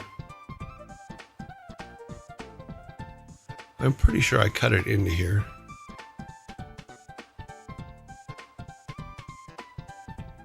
Yeah, this is the right one, so it should be here.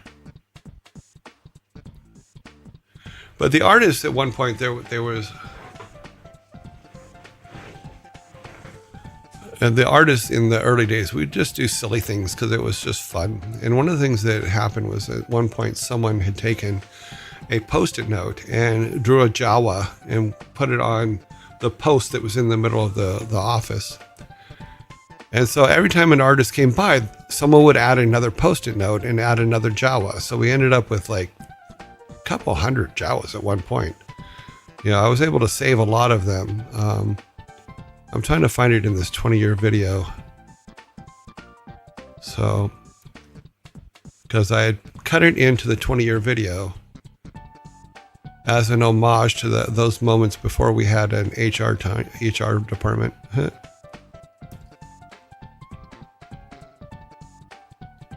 I know both Chris and Sam both talk about it. I just need to find the spot.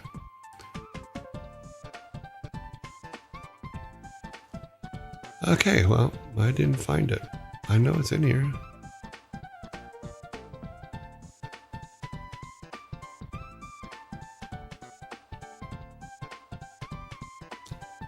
Sorry, I'm scrub searching a video.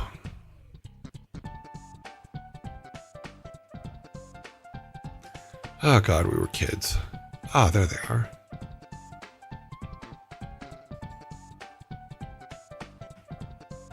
And for some reason, my computer will not play sound now.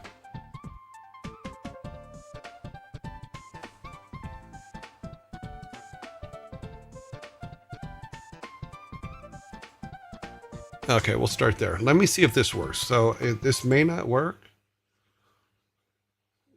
Okay, let's go. Screen grab. I need to move this over this way. Let's pull this to the top. That's a very young Chris Metzen. He's like 19 years old there.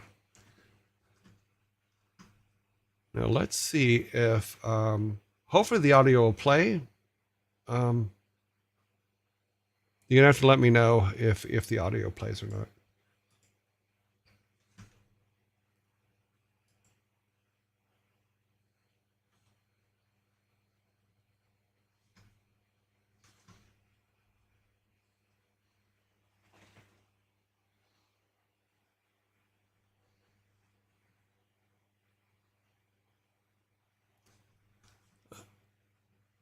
Okay, let me see if we can get the audio working. Okay. Maybe we just add an audio. Add an audio input capture, maybe. Let's go. YouTubers. Track about.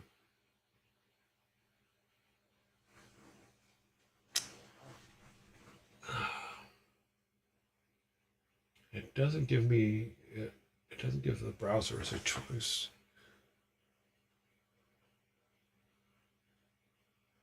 It's weird listening to myself in a 3-second delay.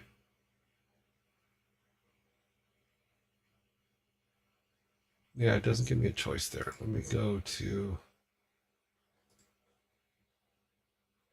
from output capture maybe.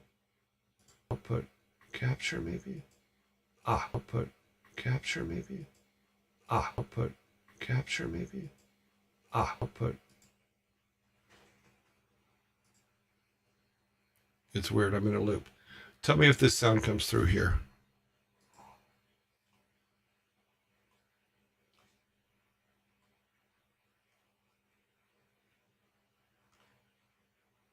No audio. Okay.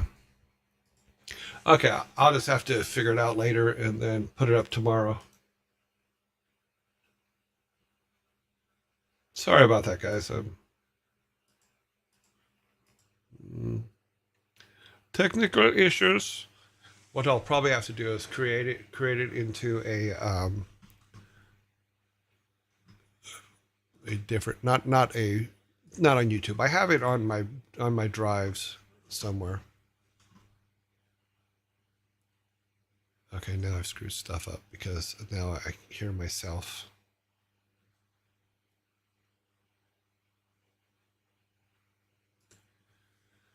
Okay, what did I do? I'm back. Look at me. Let's do a reset there. Maybe that'll kill it. That did not kill it.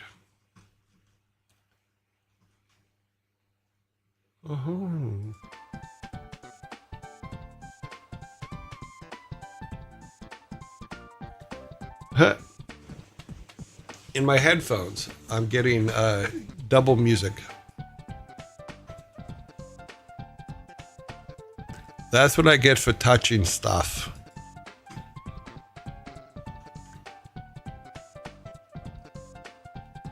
Okay, well, I'm going to have to take my headphones off because I can't think that way.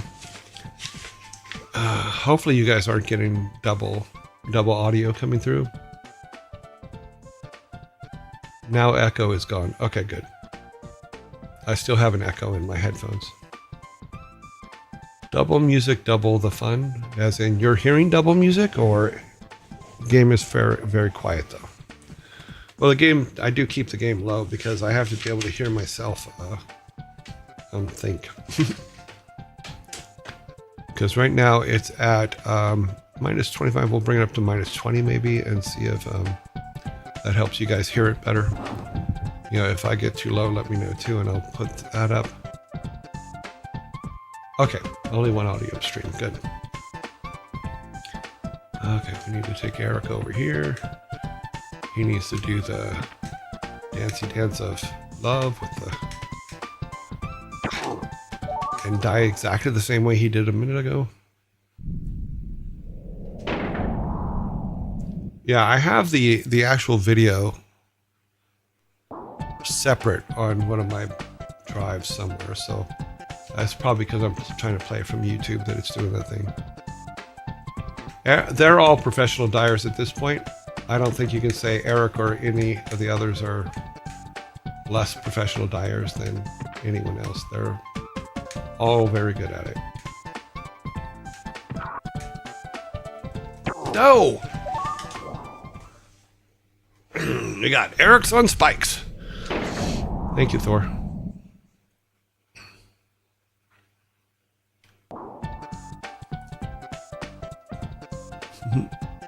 Yes, the bloody spikes come out.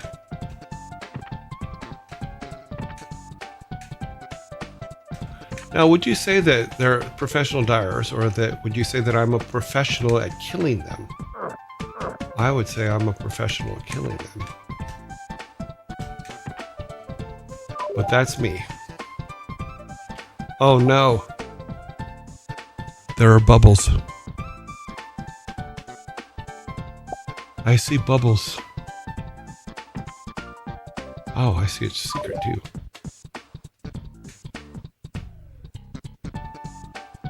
Professional Viking assassinator available for hire.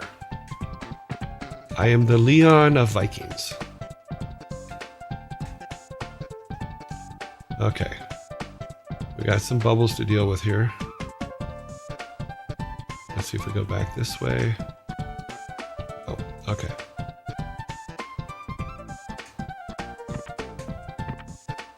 Okay, but we're jumping down on them, so that's actually a good thing.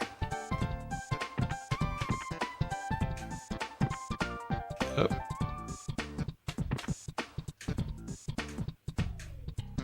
We'll wait till the next bubble comes by. All right. Why are there spikes up there?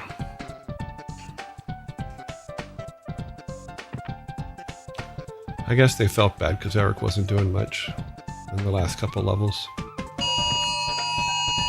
Jesus.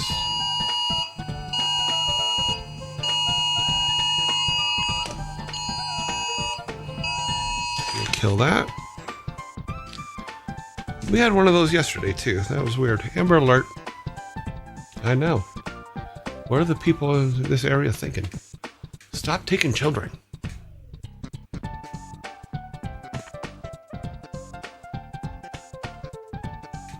Is Eric supposed to be doing this all by himself? That just seems mean.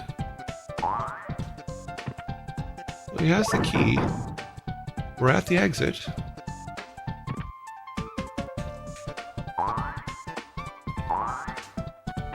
Oops.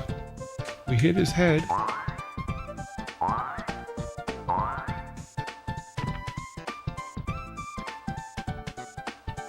What's an Amber Alert? An Amber Alert is part of the... It's a nationwide alert system for when people take kids, mostly. You know, it's named after a girl that was kidnapped years ago. And so now, as part of the overall reporting system, if a child is taken, it could be taken for any reason. It could be that a parent took it and the other parent didn't approve, whatever. You know, it could be any number of reasons, or kidnapping or whatever. And they do on the phone systems, like your cell phone system, they have an override that will send out an alert to everyone, and it will tell you basically that if they know like the license plate number of the car, or the type of car, or anything like that, then it will tell you that in the Amber Alert. It just says, and it just tells you what county it's in and stuff like that, and then you just watch out for that vehicle and report it if you see it. It's basically the overall on it. Why is it? It saved a few kids here and there, so it's actually, yeah, a kid went missing. But usually if a kid went missing, then they know who took him, or took them. Ah, that was lame. Give up, yes. Okay, I need to go back the other way. Thank you, Thor. But it is a nationwide thing, but it also, we have the same systems for like hurricanes and tornadoes and stuff like that. So if there's a tornado coming, then you'll get the same, it'll be the same alarm, but the notification on the phone will just be different.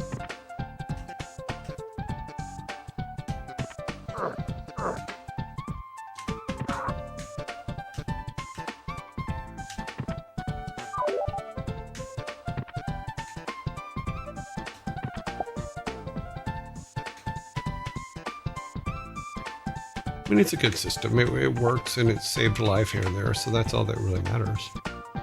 Yeah.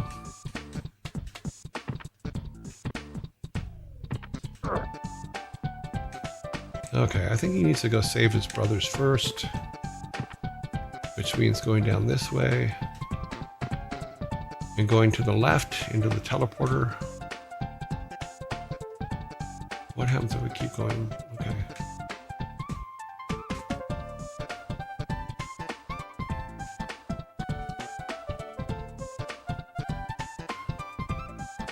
Yeah, he kind of has to go over there, doesn't he? But I think he can jump too. What happens if I do this? Let's do this first.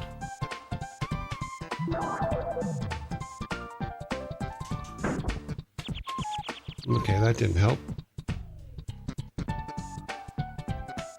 Oh, they need to come down and then teleport over to this side. So what we can do is this.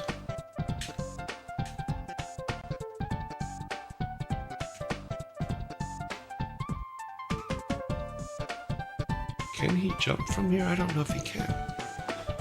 I think we actually have to be on the platform to... Yeah, we have to be on the platform. Was a modern game on any system, what game would you want to put the Lost Vikings, even though it's... I would put them anywhere. I mean, I think that they show up in at least 2 other games that I know of. What happened? We failed again. I hate it when that happens. Because they are in WoW. If you go to the crater, they're in the crater in WoW. He has a sword from Blizzard, yeah. Do you have Blizzard trinkets? Yes, I do. I have my ring, which I wear every day for my 15-year ring. I have my shield behind me here, which is my 10-year shield back here on the ground. I have my helm, which is 20-year helm. That weighs a frickin' ton. But it's purdy. And no, it doesn't fit on my head. Once again, this is my 20-year helm. These were made by Weta in Australia, New Zealand area.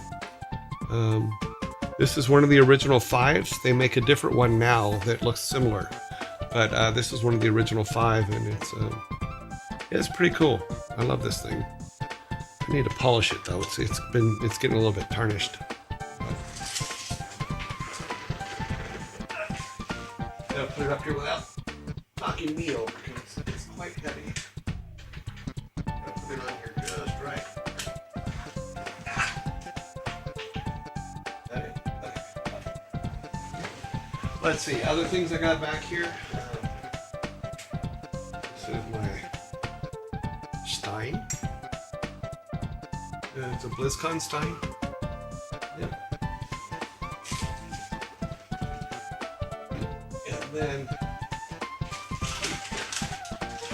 got my Jim Raynor posable action figure that's like a giant posable action figure.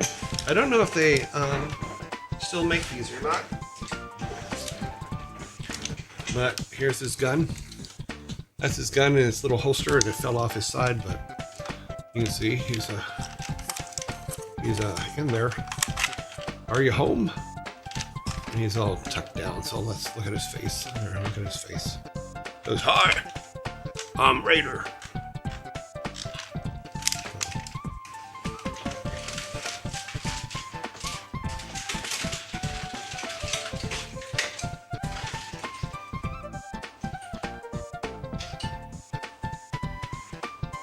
This is the anniversary statue. I believe it's 20 years. 25 years. This is the anniversary statue for Lost Vikings, which we're playing right now. So you got Olaf and Balog and Eric. You know, so that's pretty cool. Yeah. They sent me this. I thought it was pretty cool for them to send it to me. The Lost Vikings 2015 employee exclusive statue. That was very nice of them to send it to me because I had left the year before, but that's awesome.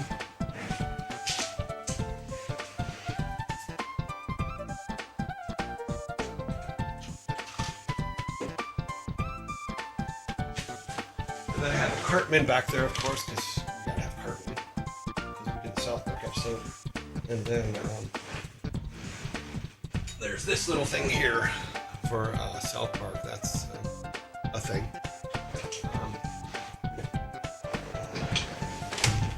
But yeah, I have a ton more Blizzard stuff in storage in California because I didn't bring everything with me to the UK. So I just brought a few things that were important to me.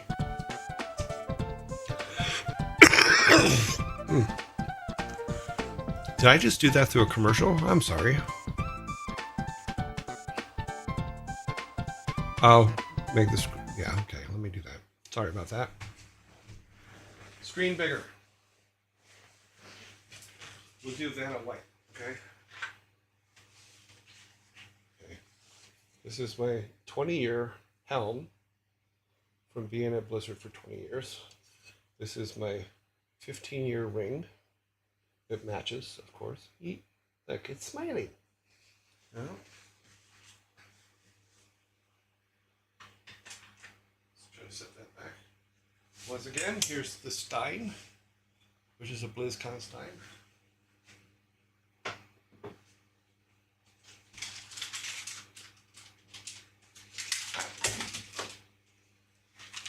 Jim Raynor, big old pulsable Jim Raynor. Brah, I'm Jim Raynor. Yeah.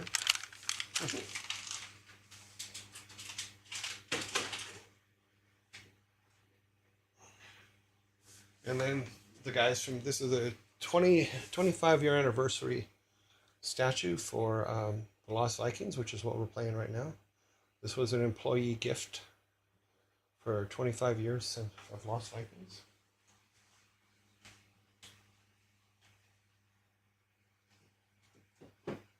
And then, of course, we have Cartman back there. This is I think it's the only signed poster of StarCraft 1 that everybody that worked on it signed. So I went around and made sure that I got everybody. And then same thing with Warcraft 2. This is completely signed and taken care of. You know, the one on the bottom back there, down there, yeah, that is the 2-page spread from Nintendo Power Magazine when Lost Vikings came out. The license plate is the license plate from my Cobra. Before I sold it, I had it for 20 years. Let's see, then we have back here, and unfortunately I don't think I can take it off the wall because it's... Oh yeah, I can. Okay, yeah, the thing, the little... So, what we have here, I gotta do it. So that picture there, and I think I showed it once before, is that's the 12 of us that made Lost Vikings. And then that's how big we had grown by 1997. This is when StarCraft shipped. Even though StarCraft shipped in 2008, that's when it was. I believe I have that picture over here. No.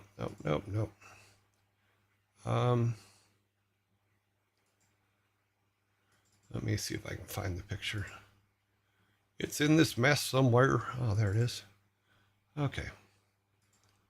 So let's turn it on. So that's this picture, which is the 12 of us. And Lost Vikings in the middle, because that's what we were celebrating at the time. So in the bottom left corner, or in the front left corner, that's Sam Didier, Samwise, with short hair, back when he looked like Bob's Big Boy.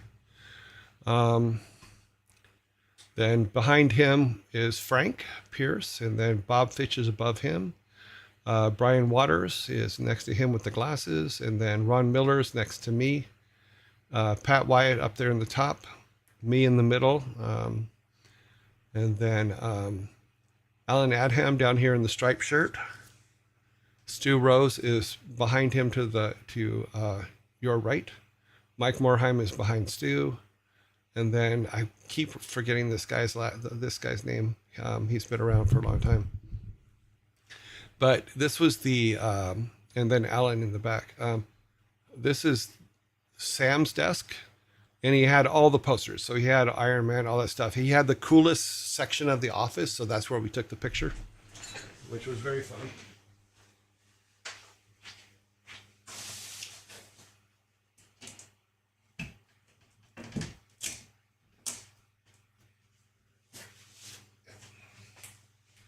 So this picture was taken for an article that Alan was interviewed for Orange County Metro magazine, I think it was. I believe it was.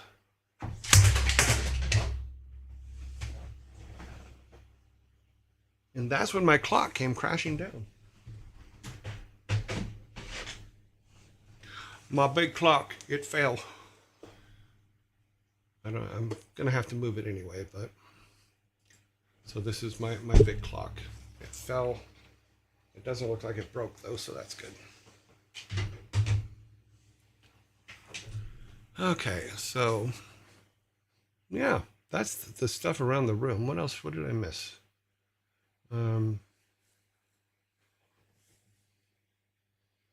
Obviously the Brahm painting back there in the back, which you guys know as now the ad zombie, which is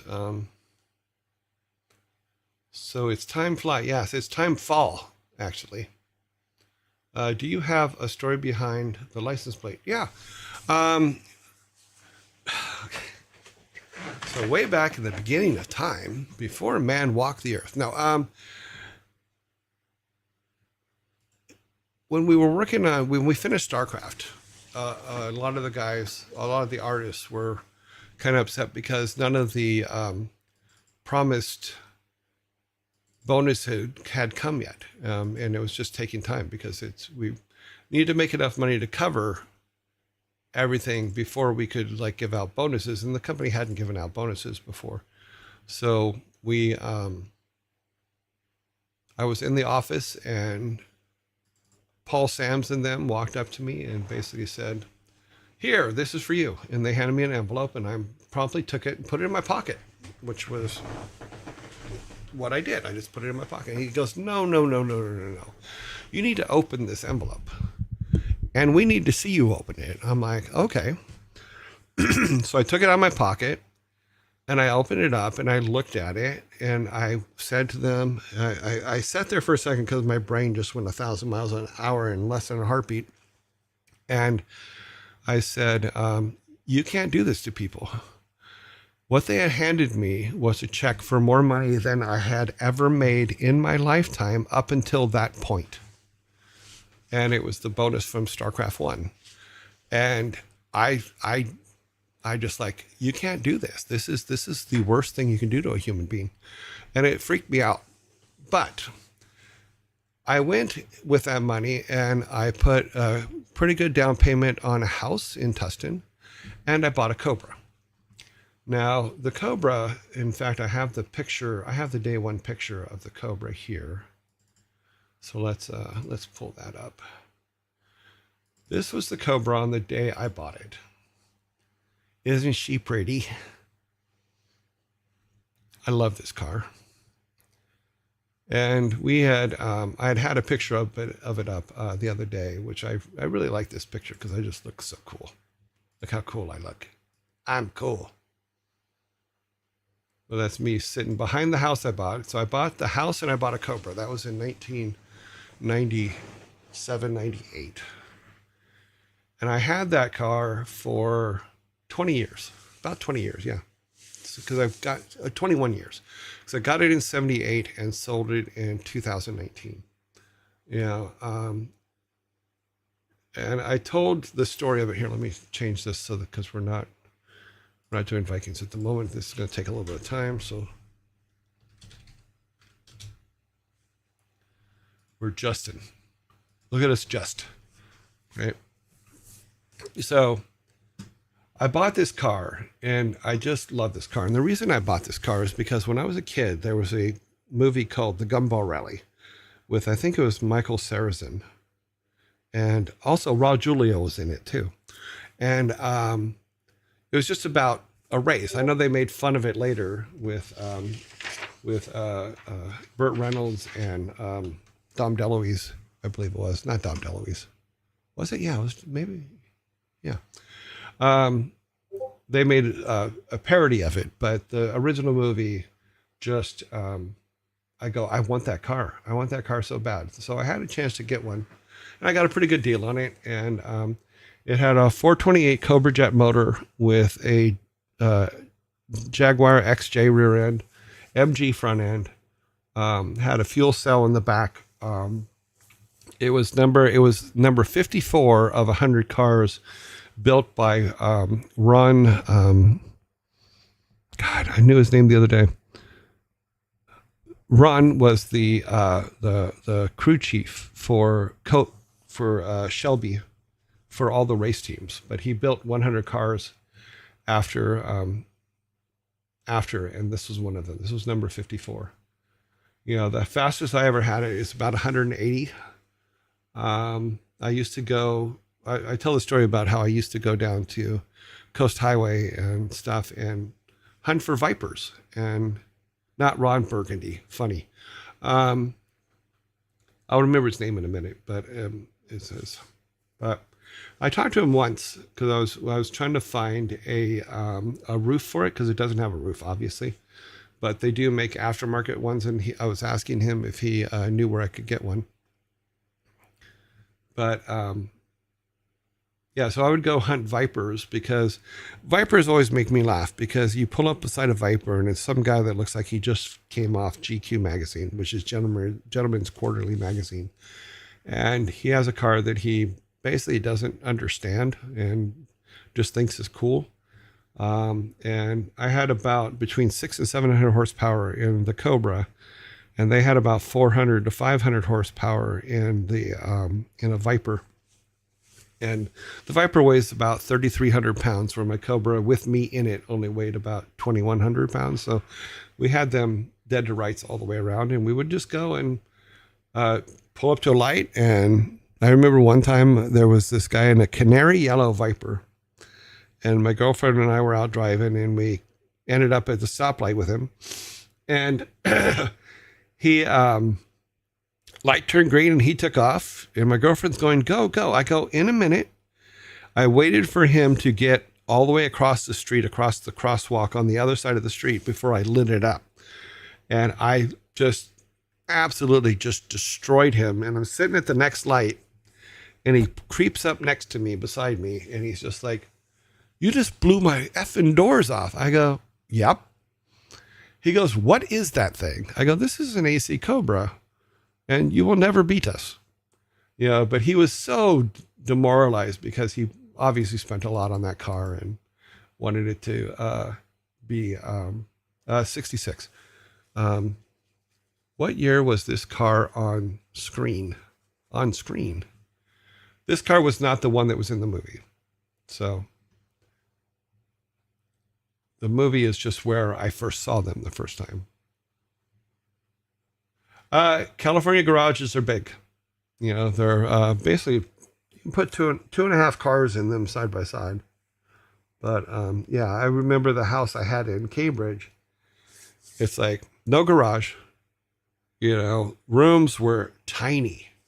I'm just like, oh my God. And then I'd like show them pictures of my house in California. They're just like, what do you do with all that space? I go, you live in it. Oh yeah, someone said, oh, poor guy. But that moment you passed him must have felt dang good. For me, it did. It didn't feel so good for him. But who has a canary yellow car? That is a very bright car. So he deserved it. Wahaha. But yeah, so when I accepted the job in Cambridge, I had 3 cars, and I'm like, okay, I'm not gonna. I could put them all in storage, but then I'm like, that's not gonna work because I don't know how long I'm gonna be gone, and so I sold my little CT200, and I sold my RX 450. And I sold this, and this one was the hard one because I didn't want to sell it, but by the same token, I hadn't driven it in years because it is a lot to drive. It can be very scary because you can move your big toe and increase your speed by 60 miles an hour just by moving your toe. So it was quite the love story. I remember Thor tells the story of he and his brother came to me once, and they were arguing over which one of them gets my car when I die. And I'd always joke, no, no, no, no, no. They're going to cement me in the car and drive me into the ground. And they're like, no. But Thor tells the story of the time I took him for a ride in it the first time. And we got back and he immediately just goes, I do not want this car. This car scares me to death. So it scared him pretty good. So, but this one was lovely. I love this car. So that is, but its license plate behind me is what its license plate. This was its license plate. The Blizz Film license plate. There's a story behind that is apparently Matt Samia, who was the director of Blizzard Film, had talked about when he gets his ultimate car, this is the license plate he's going to put on it. I never knew he said that. I never knew that it was his thing. So when I got my Cobra, I just went ahead and got the license plate, and that was that, because I couldn't, Blizzard helped buy this thing. I'm going to make sure Blizzard's on it. And he was mad at me because he said I stole his license plate, which was not my intention, But yeah, I love that car. But that's what the license plate's from. I can see it. I'm getting my vitamin D now. It's more than just my nose. Let's do it to where it's just my nose. Okay. My nose is getting its vitamin D.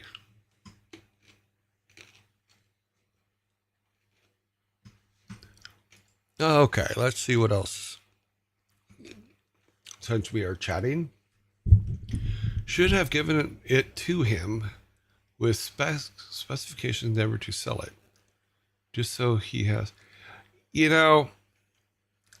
at the time he had a house where he had, his garage was being used for growing mushrooms. So I don't think that the car would have liked being in a garage full of mushrooms.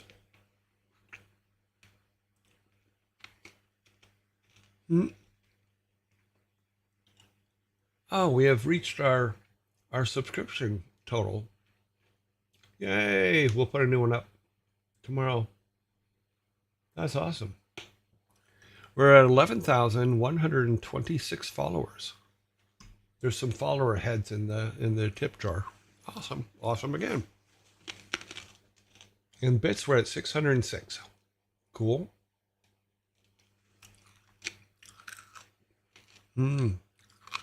Here comes the sun. Yeah, it kind of pops up around this time. I have to fix the windows. Oh, I have this really cool picture of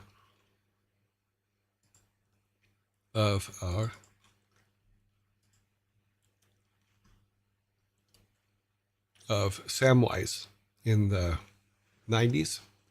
Here he is. This is Samwise in the 90s. Let me pull it down here.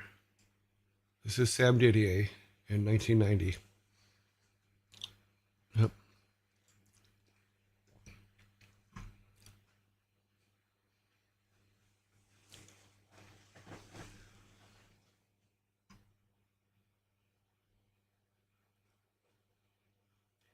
Any tips on how to navigate life as a single parent? Slowly, because the kids have small legs. No, I mean, it's a day-by-day thing, The question was, any tips on how to navigate life as a single parent? One of the things that helped me was this, is when we were married and all that stuff, I never had time for a lot of things because I was always working and stuff like that. Going through the divorce and all that, even though it was a big pain in the ass and it was horrible, did one thing for me. It allowed me to stop and schedule things with the kids on the weekends I had them and the Wednesday nights. And so that's what I did, was I went, okay, I will be there for them for those times. Because that's the times that I have to be there. And I'll work 19, 20 hours a day, every other day. But on those days, those are for my kids. I'm going to be there and do that. So my point is this, is you have to find moments in your day where you can stop everything and be part of those kids' lives. You have to be there even when they get to the 12 to 20-year-old age where they tell you they hate you and that they don't want you around and stuff like that. They actually do. What they want is they want you to show them that everything is secure, you're going to be all right, and that they're going to be all right, and that you're going to be there to catch them should they fall. Because that's what you do. But always find time for them. Always. Even if it's setting a schedule, say, okay, we're going to go depending on the age, of course, but we're going to the park Saturday at 12. We're going to Knott's Berry Farm on Sunday. And if your significant other is not around, that's fine too. You just go and you're responsible for your relationship with your children. Your ex-wife isn't, your ex-husband isn't, it's all that. Now your children are responsible for the relationship with you and the relationship with their mom or husband or their dad, whichever. You are not. I remember when the boys were little, and I was worried about them when they were real little, so I put them in some therapy to help them. And one of the things that the therapist said to me, he goes, when do the kids talk to their mother? I go, well, I have the number by the phone. They talk to her. I have them call her on these days. And I make sure they call her and say goodnight and do all that other stuff. He goes, stop it. And I go, what do you mean? They aren't. I'm responsible for making sure that they have contact with their mom. He goes, no, you're not. You are not responsible for their relationship with their mother, and she's not responsible for their relationship with you. Stop telling them they have to. Let them and their mom work out the relationships that they want. And that's what I did. So it took a huge lift off me, but at the same time, it put me in a position where I was a spectator for the relationship between my children and their mom, and not an active participant, which I would have been if we were still married. What was okay? Okay, what was great for me is that one parent didn't diss the other to me. The other one did. I'm basically in no contact with that one now. Yeah, that happens. One thing that happened early on was I had gone and picked up the boys for Wednesday night dinner. I had gotten to an argument with my ex-wife when I picked them up.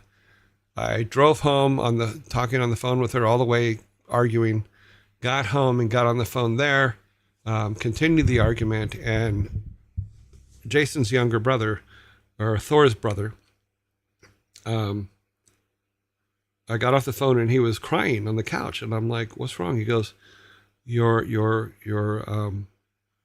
and mom are yelling at each other all the time. I go, okay, look. And I know Thor's told this story too, but I go, here's the deal. When I'm on the phone and the discussion gets heated between your mom and I am not yelling at your mom. I'm yelling at my ex-wife. My ex-wife, I have known since before you and your brother were born. We were a couple for a long, long time, and that's who I'm yelling at. I'm not yelling at your mom. Your mom is always your mom. Your mom loves you greatly. I love you greatly. There's a separation there that you have to understand. I've known your mom longer than you've been alive. We were partners for a long, long time. Let me just put this back. So please don't mistake that I'm not yelling at your mom. I'm yelling at my ex-wife, and she's yelling at me just as much.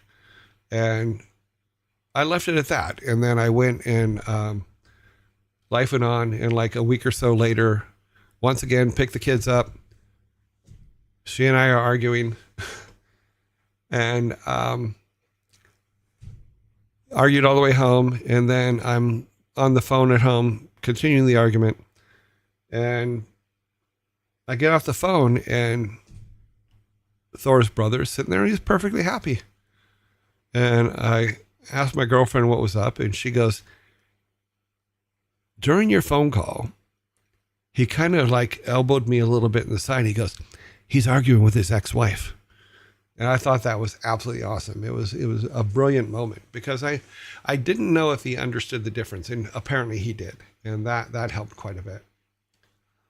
Not the top of question. Any advice on how to plan projects? Always find myself going straight in with the idea in mind and hitting a wall halfway through because planning is not done. Planning is, I mean, you have to plan. You have to plan where your North Star is. You may not plan absolutely everything in the project you have to get done. However, if you have your North Star, which is where you're trying to get that project to, you can maneuver better. You'll make smarter decisions about all that. And then my hand will glow. Look at that. That's kind of cool, actually. Let me do this so it's... I'm reaching through the void into your world. Yeah, that's kind of cool. Sorry, got distracted.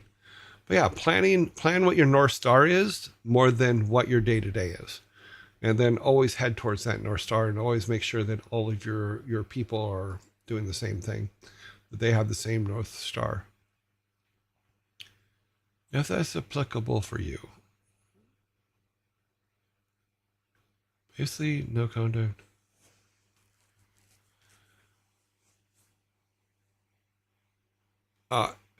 Harrigan, yes, I didn't completely answer all your questions, but yes, that happens. I didn't talk to my mother from 1994 till the day she died. And there are good reasons for it, and not everybody in the family accepts those reasons, but those are my reasons. Any advice on how to plan projects? We talked about that. Not going to lie. Very difficult.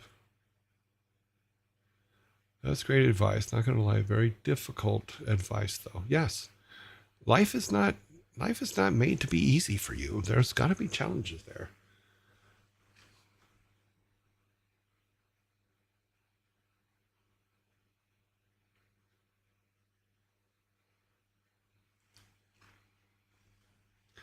I see. We got 44 seconds. Oh, we're actually making good time now. Time seems to have leveled out. Let's see if I can do that. Reach through the void thing again. The top one works. If I put a high glow on it, that would be pretty cool. Sorry. Playing with the light.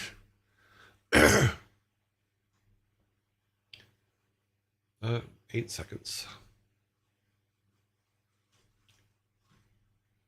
I hate when you go to push something and your mouse jumps all the way across the screen. Somehow this got messed up. Okay, whatever. Back up here. So yeah, Harrogana. Harrogana. Yeah, I didn't talk to my mother from 1994 till a couple years ago when she died. We didn't have a word because it was too the relationship was too toxic, so I couldn't do it. As far as Scry, is that what it is? SKRY, Scry, Thai Scry. Yeah, plan what your North Star is, what you want it to be in the end, and then find your path to it. If you can't do a lot of planning or if you're not good at planning, but keep notes as to what you would like to be able to add to the project, and always keep a straight vision as to where you're going with it and what you want to do with it, and make sure everybody that you have working on it has the same North Star that you do. That's great advice. Very difficult. Yes. Harrogan, it says, that's great advice. Not going to lie. Very difficult advice, though. Yes, it is. It's very tough. But your job is to cement your relationship with your child. that is what you're responsible for. You're not responsible for your ex's relationship with that child. You're not responsible for anybody else's relationship with that child. You're responsible for your relationship with that child. And if that falls apart, then that's on you. And you and your child need to figure out what kind of relationship you're going to have, and then work at having that. You know, there's a certain amount of trust you build up and stuff like that. And sometimes kids do stupid things and trust is broken, and I totally get that. But they're kids; they're still learning. You know, but I would take myself out of the relationship with the child and your ex, and concentrate solely on your relationship with that child, and that will get you a long way. You know, and just let the child know that, you know what, I'm mom or dad, because I don't know if you're a man or a woman. I'm assuming a man, but um, uh, this is what we're going to do. This is how we're going to do things. You know, this is what we're going to do for our relationship. Where are we at? I was told that too. Okay. I got so stressed out by my parents' difficult relationship when they first broke up. Yeah. People change when they're going through a divorce or they're breaking up. And that's okay, because all of the things that angered them about the relationship comes out in the end. It always does. You know, and sometimes kids get caught in the middle of it. Well, with your father this and your mother this and stuff like that. And it's real easy to fall into that. But with a little effort, you can remove that from the equation. You know, is concentrate on your relationship with the child, like I said a minute ago, and completely take yourself out of the child's relationship with your significant other. If you're apart, if you're together, you guys got to work together. That's just all there is to it. To manage the schedule. Okay. I was so stressed trying to manage the schedule for my kids' time. When I stopped, the dynamic changed and my stress disappeared, and the kids didn't question it. They know they can call whenever they want, but because he doesn't, they naturally found their own pace. Yeah. And that's just it, is they will. Because if we take planning into consideration, the only person that's going to know, and this is what I tell people, like when we're doing big shows like BlizzCon and stuff like that, we will plan the whole show. We will plan every aspect of it, when every single light on the stage comes on, when every single person walks out. Everything is planned to the 10th of a second without thinking about it. But 10% of that will probably never happen. And you know who's going to know about it? The people that planned it. Do you know who's not going to know about it? The audience, because the audience didn't know it was supposed to be there. So when you're planning stuff, it's okay if the plan changes. It's okay if you do something else. It's okay if you don't plan at all. You know, sometimes kids, when it comes to kids, they like spontaneity. Okay, you know what? We're going to the beach today. Okay. You know what? We're going to do this today. What do you have planned? I don't know. Let's see what happens. You know, I was thinking about going down to Balboa Park or Balboa Beach and getting some Balboa bars and then getting some hot dogs and just hanging out at the arcade, you know, which is down in Newport Beach. You know, that's perfectly fine too. If the plan you set up doesn't happen, even with your children, they don't know what's missing. They don't know what's missing from your plan because they may not know about your plan. Just like an audience doesn't know when things go wrong, unless obviously if someone falls off the stage, they're going to notice that. But if a graphic gets missed or a presenter gets moved around, whatever, they're not going to know that. All they're going to know is what they see and what's going on. You've updated your Stream UI since I was... Yeah, I had to change it. Marshmallow says, you've updated your Stream UI since I was here last. I like it. Yeah, the UI, I changed it around a bit because when I got the Super Nintendo, the true Super Nintendo from one of our yearlings, it plays in a 16 by 9, whereas the emulator was playing in a 4 by 3 format. So I just stripped a bunch of that stuff out and cleaned it up a bit because I'm just like, okay, this I put too much. I was overthinking it, So here, as you can see for this, is I just added the stuff on the bottom last week because I'm like, okay, well, maybe I should put this stuff on there. And the cup here on the left, I just added literally just before stream today. So it's kind of a test thing. And there's some things in there, and all the little heads are in there. I can show you what I made for those. Let me see if I can get the graphics. Oh, here, yeah. Make that big. Can I make these bigger? Will these get bigger? View, super large. Okay.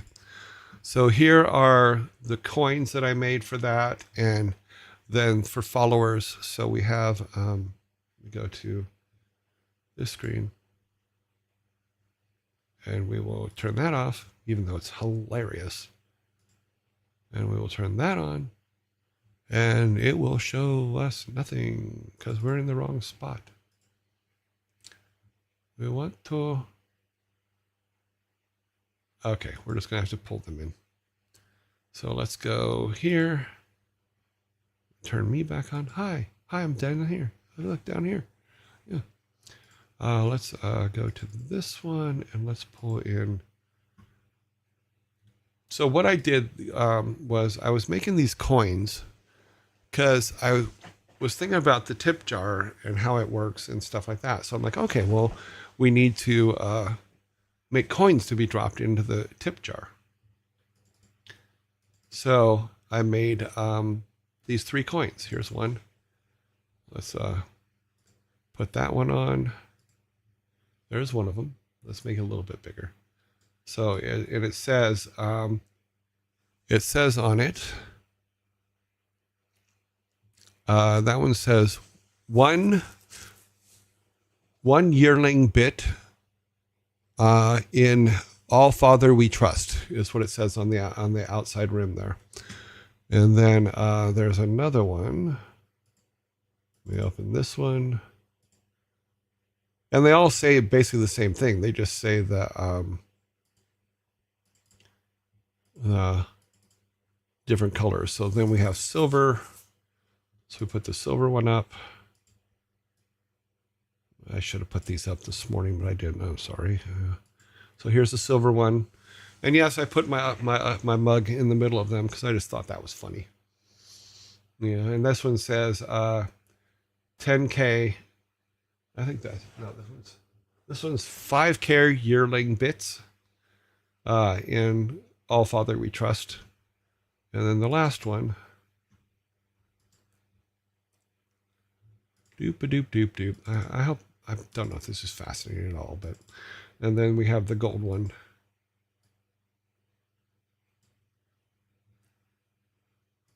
And they are all the same size, but I didn't enlarge these two. So those are the coins. And this one says, I think it's 10. This one's, let's see, it's 1, 5, and 10, I think. And then for followers, when followers come in, because I made a followers one, real quick, just because it made me laugh, I used this. Let me turn that one on. And then when followers come in, this is what drops into the cup. It's just this little face. So it made me laugh. So those are the things that drop into the cup. So there's basically pennies, dimes, and gold. So I put those together today because they made me laugh. And then those ones we already talked about. Let me see over here. And then I'm waiting for them to approve berries, but they haven't approved them yet, which I find fascinating. So I'll show you what they look like. And then we'll see about, I'm still waiting for them to approve them. But a little bit of artwork on them, and like just simple berries, little purple grapes, basically. So those are the M berries. M berries. They're silly, but they're cute. So those are some of the things that I added in the last couple days, and then yeah, chat afternoon. Chat broke for me. Yeah, chat's having trouble today. I'm so stressed trying to manage. Let me go back to this. Trying to manage. Okay, we got that. You've updated your stream UI. Yeah, I'm making updates all the time as I learn new things. And like I said, I put the cup in here, and those are the things that fall into the cup. So if we look in there, there's some coins in there, and there's some new heads and stuff. Looking back, I was at least more sensitive than they thought. At like 10, don't know if it's...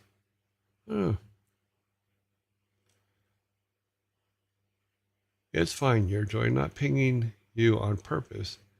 I'm just sharing my personal experience. Yeah, no worries at all.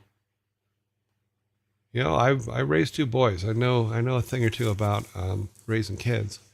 Of course, looking at the one that everybody knows, you would think, oh my God, what have you done? What have you released on the world? Well, I've released Thor. Wahaha. Sometimes a parent asks too much of their kids. True. I remember my dad putting the burden of winning back my mom. No, completely on me at 10 years. No, it's not your responsibility. Your responsibility is your relationship with your dad and your relationship with your mom. It is not your responsibility to fix their relationship. That's unfair. Here's coming out of the screen. Been a couple weeks since I was able to last tune in, and I'm noticing that you've become a lot more comfortable in front of the camera. Yes, it's something that I've been working on quite a bit. In fact, I even increased our time, because before I was doing 2.5 hours, now I'm doing 4 hours to try to get even more comfortable with it. But I am improving, I hope. Yeah.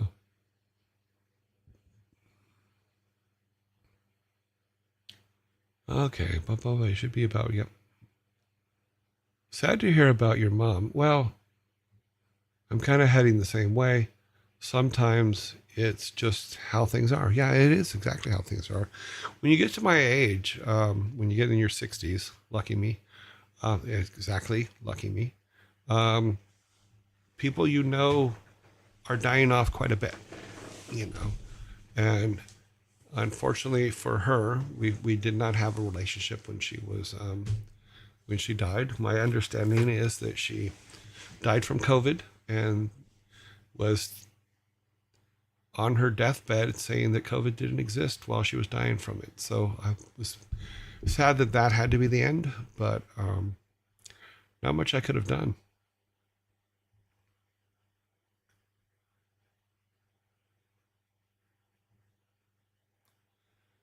Mama is for my son to not.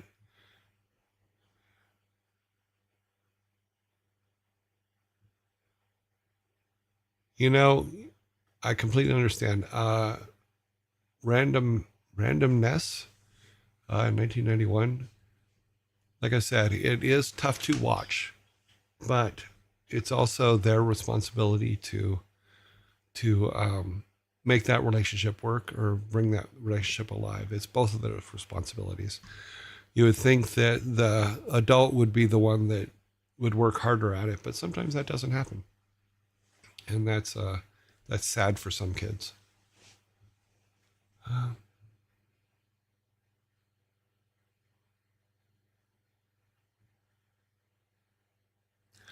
Yeah, I think that the savvy otter is correct.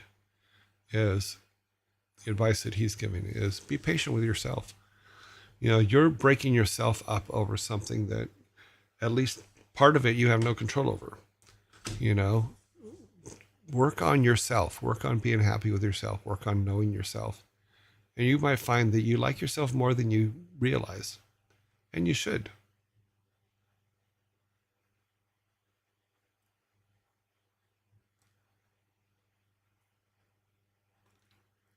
Life happens when you are making plans. It's stupid, but cliche for a reason. Huh? True. That's why they put it in the song. Life is what you're doing when you're making other plans. Thank you, John Lennon. You guys love your Joe Ho trees, don't you? Oh, trees. I have to come up with a better naming convention for these things. I don't know if I can change. I can't. I'm pretty sure I can probably change them. My oldest just played Warcraft 1. The trolls are her favorite, and her favorite quote is Loktar when I ask her to help take trash out. Well, that's good, though. And, oh, Father, okay. Yeah, I put that on the coins because I thought it was funny. Is someone put in All Father we trust. Because I was trying to think of just silly things, and you guys keep raising me on a pedestal that I don't belong on. And but that one made me laugh. Let's go back. Let's go back to that screen. So yeah, so I wasn't able to find pictures that turned into coin things very well. So I just made one and then just put the pictures in them. They were fine enough because they're so small anyway that you probably can't tell them, but they are there.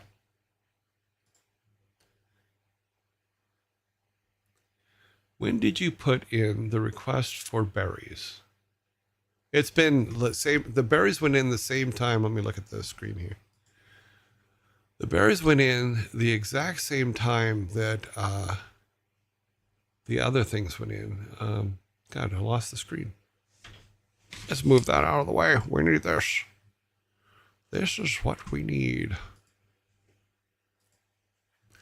The berries went in the exact same time that the spikes went in and the trees. And yeah, when I put the trees and the spikes and the white background balloon or bubble, that's when the berries were put in. And they still have the pending approval thing on them. I didn't think they were that big a deal. They're just a bunch of grapes. But yeah, it can take a week or so before they're approved, because everything else got approved like in a day. You know, even the bee spike got approved in like 3 hours or something like that. It's like even on even the coin, the 1K coin is still pending approval too. Those were all put in this morning. Maybe the berries are too sexually suggestive. Did you see them? Does that look sexually suggestive to you? I mean, maybe if I put like that berry up at the top or something like that, or move things around, yeah, I could see kind of what you're talking about.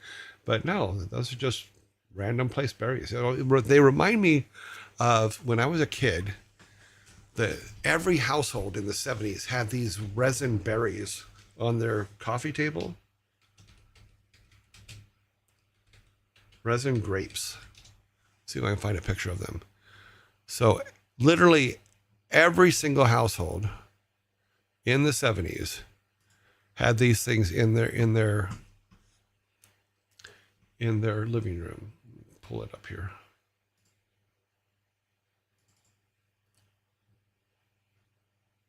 Oh no, we need the browser. Sorry. We need this one. Firefox, resin grapes. So yeah, because this is what they reminded me of, is these. I'm sorry, I'm turning off channels here. And where did they go? Oh, you turned them off, you dumbass. No, that's not the right one. Oh, I moved it. So these things were on every single coffee table in the 70s. And that's what they remind me of. It's just these resin grapes that people used to make and put on their let me make this smaller so we can get up. Wrong one. Back to here. Let's see if we can get these ones over here. Oh. Okay, so yeah, so these were on every single coffee table in the 70s.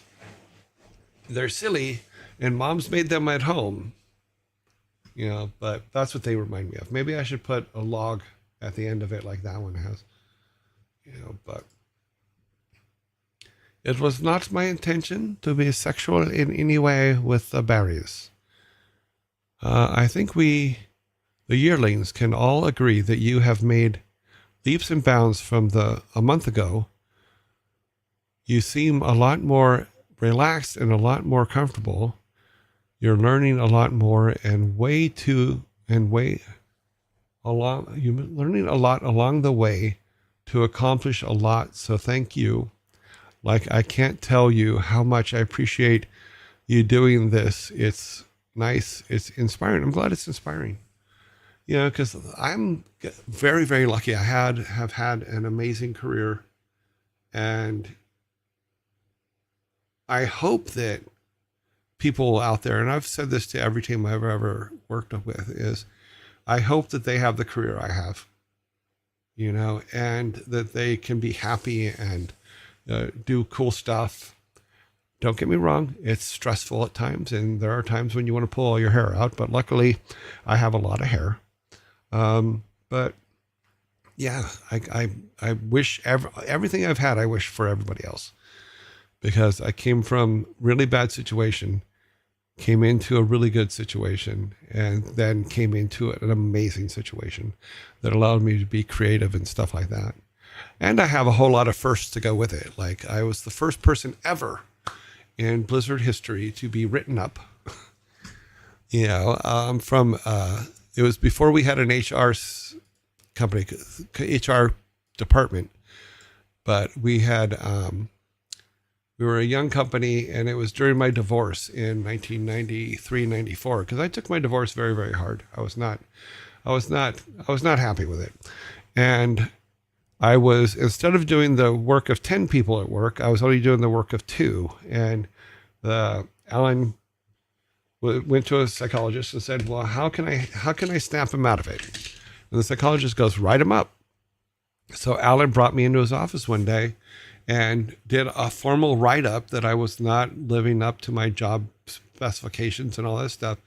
And that shit snapped me out of it in a heartbeat. And I went back to my desk, and from that point on, I got my work done, and I didn't let it, I hopefully didn't let it affect my day-to-day as much as it was. But I know that there was definitely improvement, because I'm like, if I lose this job, I got nothing. I've lost my wife. I've lost my kids on a full-time basis. I need the job, and these people have been fantastic to me.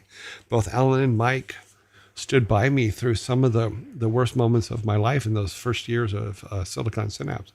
And at that point, nobody had done that before. Nobody had done that for me to that degree before. So I didn't want to let them down, so I got my ass back to work. But sometimes you have to do that. Sometimes you have to hit someone where it hurts in order to snap them out of whatever stupid thing they're doing, because they're caught up in their own head.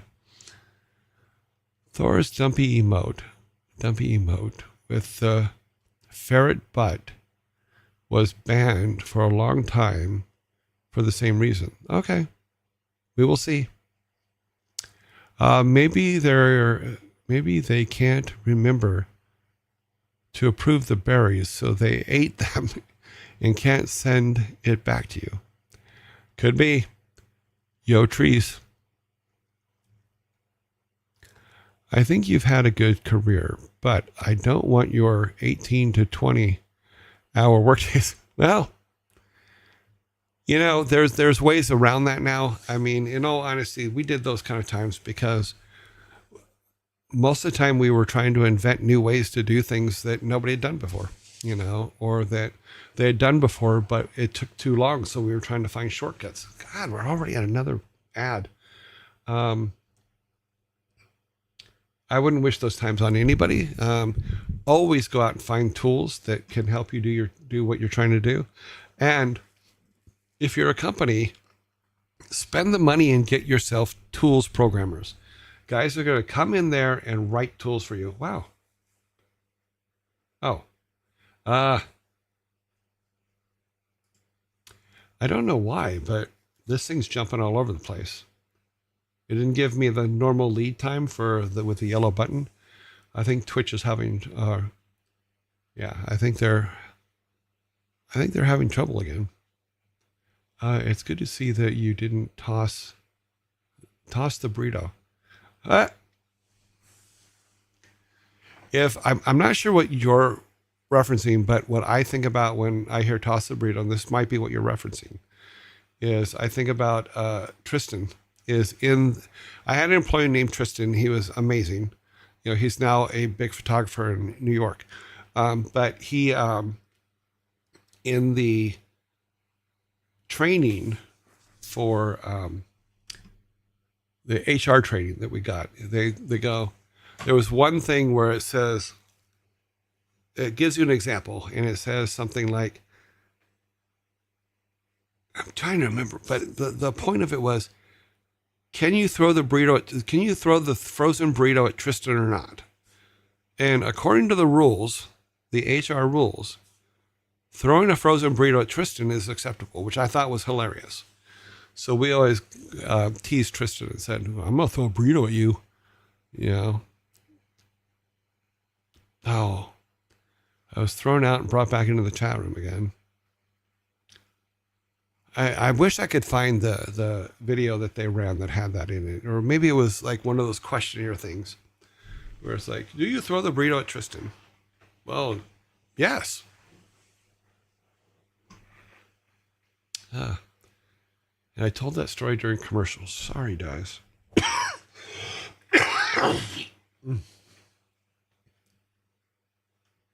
Okay. We are back again. I need to turn the camera off just for a second.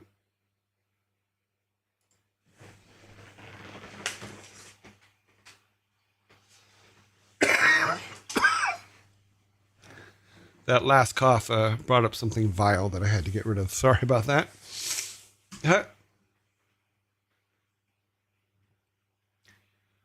Yeah. As Thor about throwing the burrito. I'm assuming you meant ask, yes.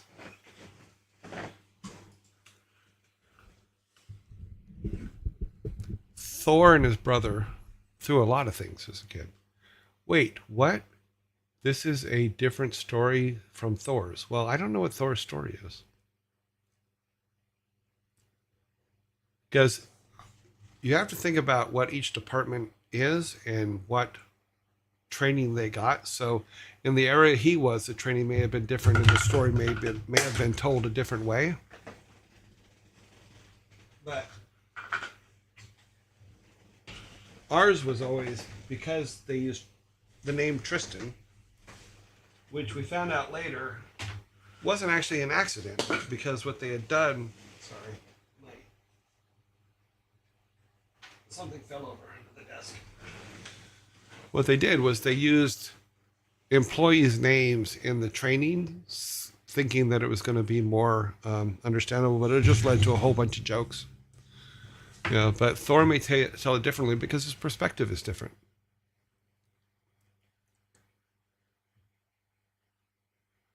For Thor, burritos are currency. Well, that's true, because he and his brother are both very food oriented. It's like, look at his first game, the breakfast game, where you're a toaster. Everything for them was food. Everything. They ate everything. Time falls again.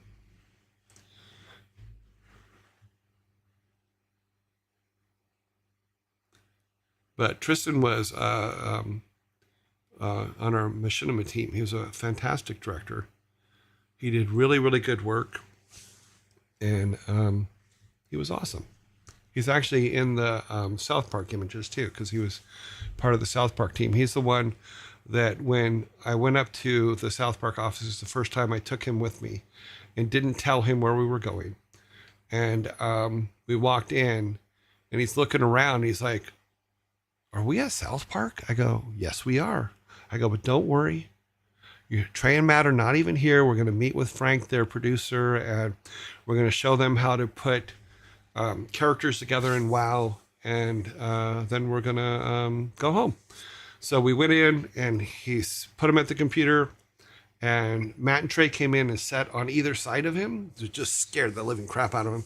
And they started, we started building the in-game characters for the boys. So Thor tells a story about Blizzard sensitivity training, and there is an example of where a dude throws a burrito at his boss, and it became known as throwing the burrito is a fireable offense. That's funny. Like I said, there's different levels to the company, and we always looked at it as a fun thing that you could throw a burrito at Tristan. But yeah, it was part of sensitivity training. It's just depending on what department you're in, the questions may have been worded a bit differently or set up a bit differently, because they didn't always use all the same training for every single person in the company. The same outcome, but not the same exact wording and stuff like that. Did they eat homework? Yes. Thor is a champion of breakfast.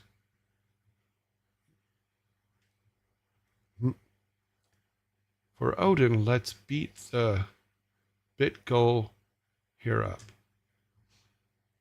Oh, it has come up. It's come up about 400. Awesome. I didn't even notice that. Thanks, guys. Those subs are up above the 25 mark, so I'll put it at, when I reset it, I'll put it at like 30 or something. We're up 20 followers. Oh, look at all the little follower heads in the cup. Can I make that a little bit bigger so we can see that? Yeah, so you can see all the little heads. Those are new followers. We has new followers. Welcome, followers.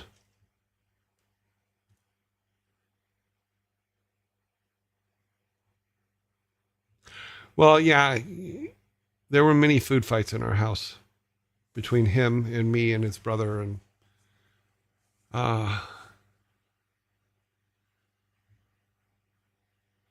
this new dude might run with it. Let's be careful. I don't know what you're implying. There might be. Okay. Well, luckily, for the most part, for the first 2 years, at least 2 years he worked there, they didn't know he was my son, which I 100% agreed with. In fact, we talked about it on his show about 7 weeks ago. The only help I gave him when he was applying for Blizzard is I made him rewrite his resume like 5 times, and then he submitted it and got the job.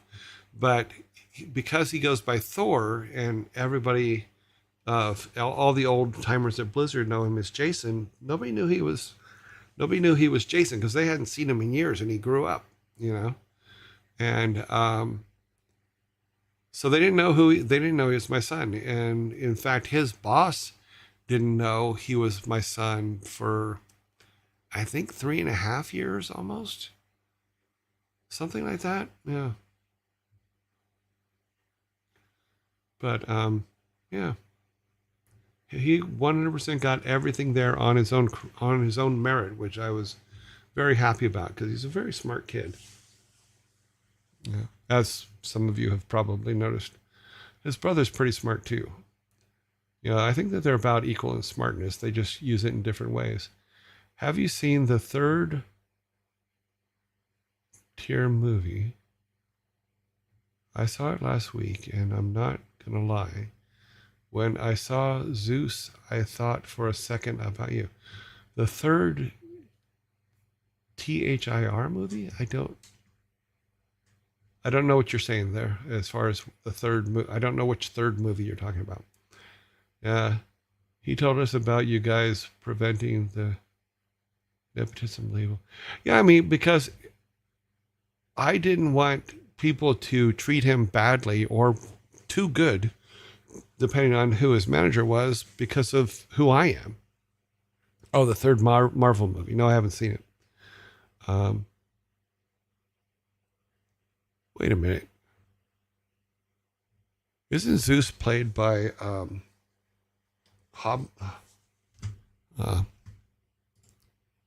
let's see. Hopkins, maybe? You can't type on your iPad and have it come up on your PC. No matter how hard you try, it is not going to work. Let's see, that's 2011, 2022, 2017, 2000. So it'd be 17? Who plays Zeus? Zeus. Odin. Yeah, Anthony Hopkins. I like his Odin. He does a good job.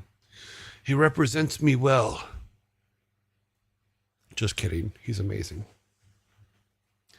He was really good in Silence of the Lambs. Extremely creepy, which is, I'm sure everybody has said that before.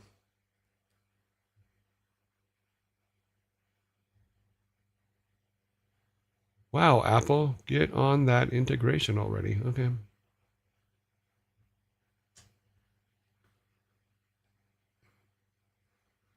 Put the lotion in the basket. It puts the lotion on its skin, or it gets the hose again.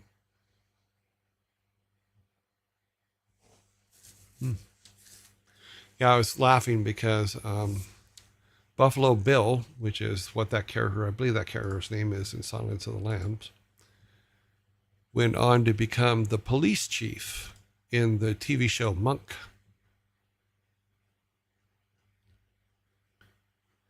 That always made me laugh. Because I was watching Monk one day and I go, I recognize that guy. Who is that guy?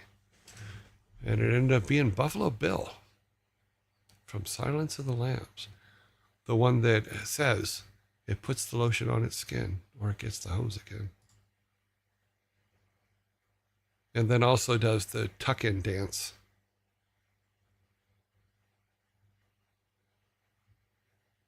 Where are you at, lammies?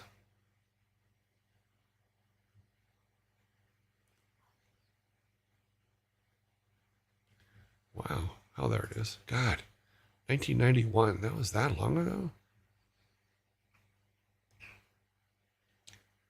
Yeah, James Grump was the character. It was played by Ted Levine. But he was Captain Stoudemire in the TV show Monk. Yeah. But affectionately known as Buffalo Bill from Silence of the Lambs. Yeah, Russell Crowe. No, I don't like him as Zeus. Anthony Hopkins is Zeus. He does a better job.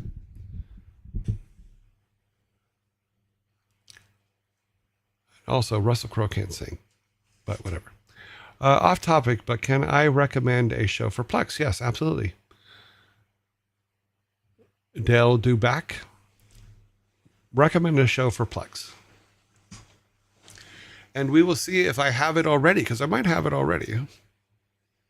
You never know.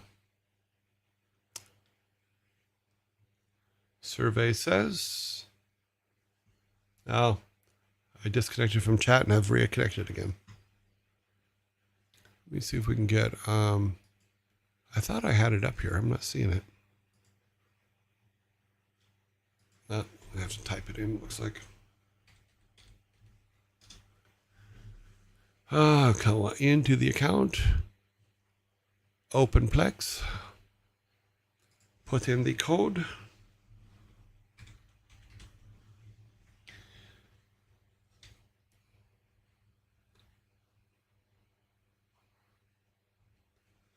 If you like Peter Strohmeyer, I recommend the show Swedish Dicks.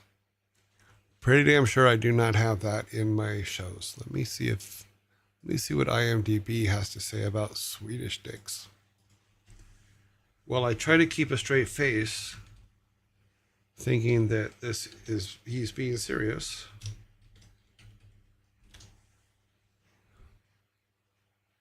It is a real show. That's one, plus one.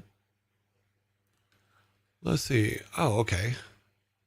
Wait a minute. Isn't he the Russian from that movie? He looks like the Russian from that movie. I show you how we fix it in Russia.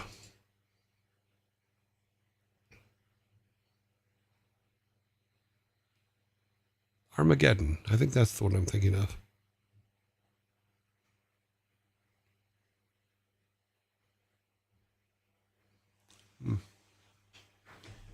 I keep remembering these movies from long ago.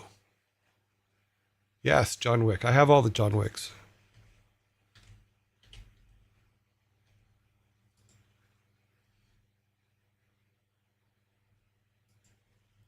Control find. Arm next. Yeah, he was Lev in Armageddon.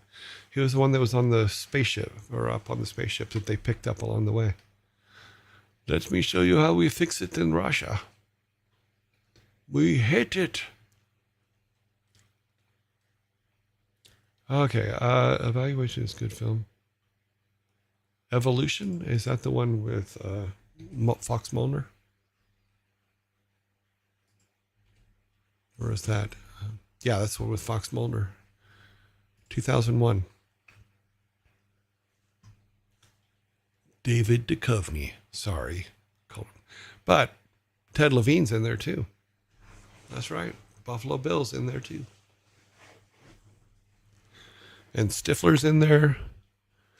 And yeah. Lots of people's. Dan Aykroyd's in that one. Sarah Silverman. Yeah. Thor's okay. Thor's got me full immersed in his OG WoW adventure right now, but I wanted to quickly stop by and say I'm stoked that you're started streaming, and I can't wait to hear about your experience in the game industry. All the best. Well, thank you. We are getting there. I'm trying to... The trick now is I'm trying to work on transitions from this and playing games and doing those things, and then going into stories, because a lot of the stories don't quite relate yet with Lost Vikings, because it was a very short period of time for Lost Vikings, and some of the other games that the bigger stories don't come till much later, because there was only 12 of us. You got to remember that. You know, I mean, I could talk a little bit about how some of the programmers, like Alan Anderson and Alex, they went to what was the name of that show? It was a very, very far right show done by Wally George. They went to Wally George, taping of Wally George once. And that's when I found out that the girl from Risky Business, the main girl from Risky Business with Tom Cruise, was actually Wally George's daughter. Which I'm like, that's not two different sides of the coin. That's two different sides of the city. You know, so I always thought that was funny. Okay, I will replace I'll look at Swedish Dicks. I'll see if I can get it on DVD. So I recognize quite a few people in it, but yeah, Keanu Reeves is in there. Interesting. Tracy Lords. Wow, I remember her scandal. I remember that she was a porn star, and she got like Porn Star of the Year award or something like that. And she got up and made her speech, and in her speech, she happened to mention that She just turned 18 the week before, and she'd been in the business for like 2 years. So all hell broke loose. But that's the Tracy Lord story I know. Yeah, cute girl though. Yeah, there's a lot of people in there that I know, that I remember. Evolution, got that, got that. I'm patiently waiting to find out how Bob Fitch did everything. Oh, it was a joke. Okay, here's the deal, and we're going to cover this because I want to. Somebody put up a while back the thing where Thor came up and said, Tracy called me and he's the one that did it. And when the kids were little, which is when all this stuff was done, in fact, not little, they were in high school.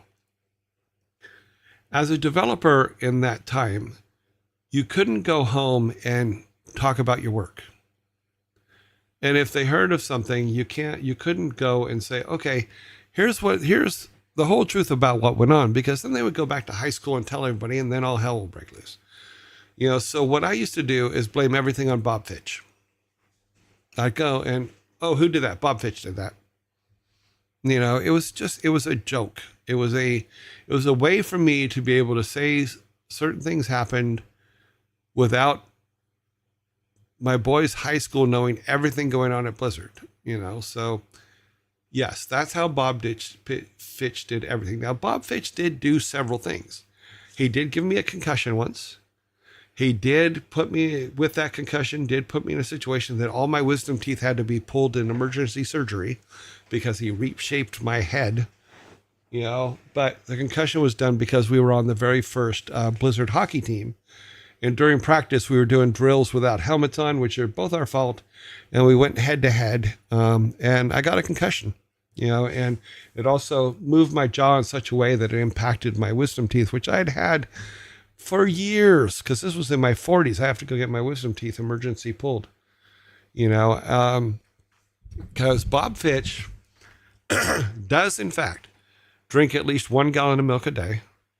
His bone density is so great, in my opinion, that a million years from now, everything else will be gone, but Bob Fitch's skeleton will still be sitting somewhere on the planet where people are going to go, who's that guy? And I'll say Bob Fitch. So it was just easier to say it was Bob than to be able to give them stories that they couldn't tell at school. So that's how Bob Fitch got blamed for everything. Now, in this particular case, Jason had told the story about the sound of the Murloc and how it was made. And it was Tracy Bush that did the sound of the Murloc, because he was in the sound department. He was a sound designer. And he had taken yogurt and gargled yogurt to make the sound of the Murlocs going, and that's how that sound came to be. When my kids were in high school and they asked me who did it, I said, Bob did it. So Thor never came back to me to talk about it before he talked about it. So he just assumed Bob Fitch did it. So he told the story that Bob Fitch did it. And Tracy called me and said, why is your son telling the story that Bob did this when I did this? I go, let me fix it. So I called Thor and said, look, just talk to Tracy. Tracy Bush was the one. I only told you guys it was Bob Fitch because it was funny at the time. I said everything was Bob Fitch's problem and everything was Bob Fitch's fault. And it was just an easy way to protect Blizzard and my kids from people asking them too many questions at school about Blizzard and what was going on there. I did not realize that he was going to save it for 10, 15 years and then say it on his Bob Fitch bone is so strong. Yes, it is. They use it to cut diamonds into shape. They probably could. So that's the story about that. I did not know at the time that Thor was going to have a show. I did not know at the time he was going to go live and talk about it. And it was just a one-off. It's just like, okay, yeah, Bob Fitch did that. And so there was no slight meant for Tracy. I think Tracy's an amazing sound designer and stuff like that. And I think that his career shows it. He's brilliant. But all the guys back then were everybody we ever worked with were really, really brilliant guys. Some of them weren't. There were some stupid people because in any given room, half the people in there are stupid, but yeah, you hope that they grew up strong and bold and all that stuff. But that is why Bob Fitch did everything. It was just me being kind of a dick to Bob, But like I said, he gave me a concussion and he made it to where I had to have my wisdom teeth pulled because in that concussion, it impacted my wisdom teeth, which I was perfectly happy with because I was in my 40s and I had them and I was very happy with them. Strong and bald. Bob's not bald. Meh. He might be. He might be now. I have to look on Facebook sometime. I know he's still on Facebook.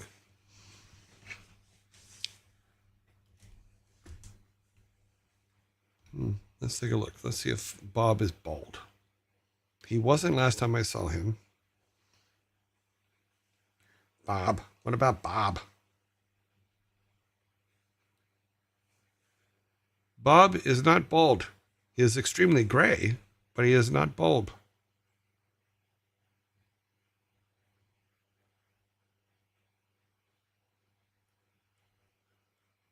Nope. Not bald.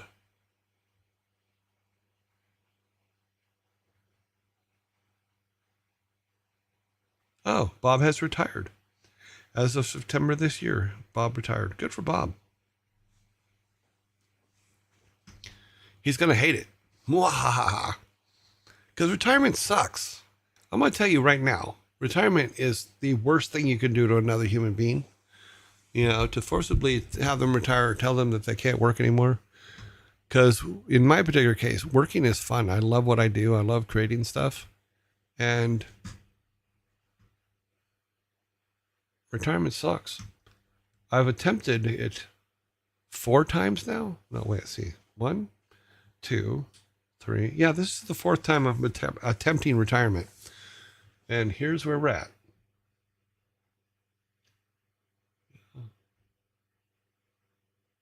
Yeah, I got to figure all this stuff out. Emotes are all set up. Member berries are not approved yet. Yeah, well. I remember. Maybe I think I have to start working on some tier 2 ones. What should we have for tier 2 emotes? Bone is so strong that okay. Bobfish bone. Okay.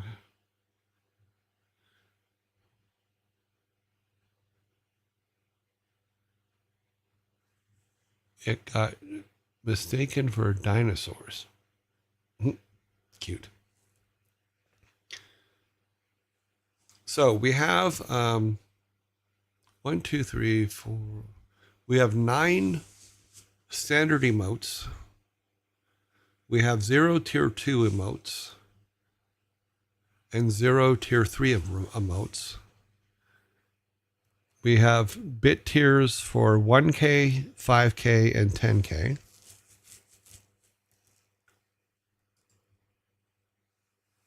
Um, 1K still hasn't been approved yet, so I'm sure they'll get to it in the next couple of days. Oh, that's because I've replaced that one a couple of times because I kept changing it. I put one up and I didn't like it. Then I went back and made the other 2 and changed them. Have you ever played Skyrim? Nope. Because I just installed 1,500 mods to play it again, and it's more awesome than it was before. Cool. We had a software developer who tried 3 times. She just kept on getting bored.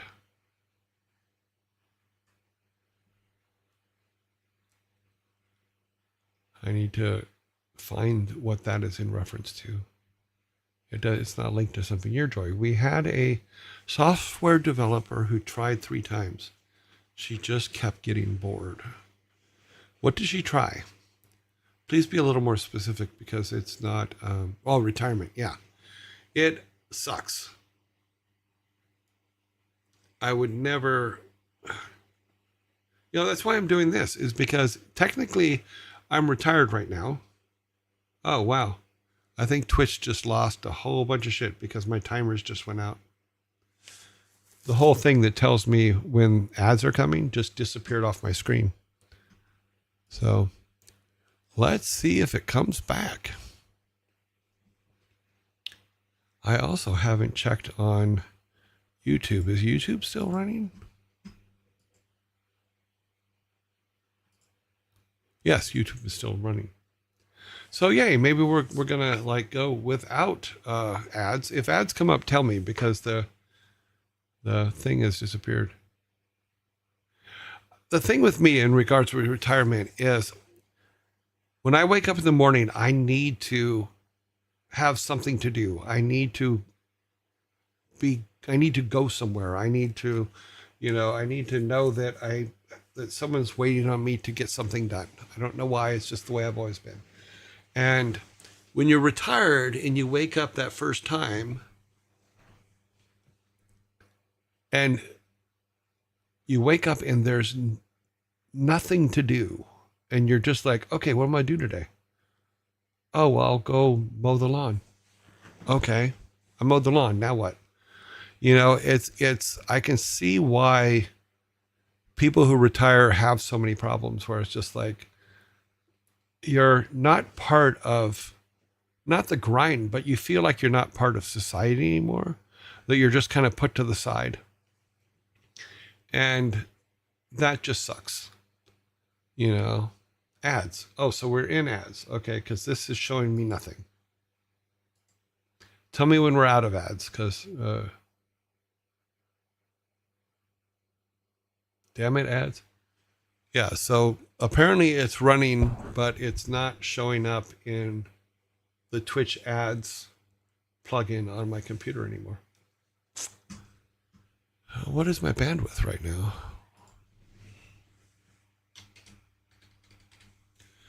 I've never had a problem with speed.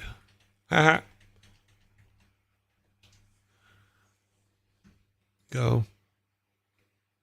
Survey says, ping. Ping fast. Send your ping. Yeah, we're fine. Our download is at 800, 850, 8788, 900. Upload is at 700, 770, 780, 800,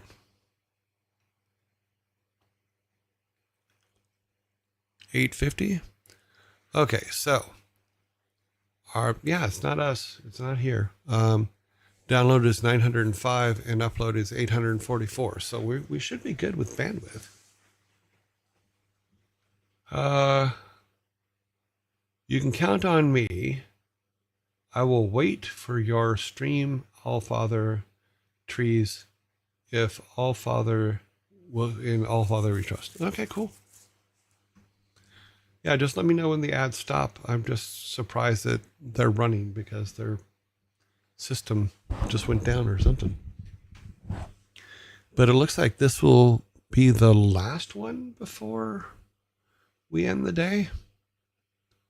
Yeah, because we got 30 minutes.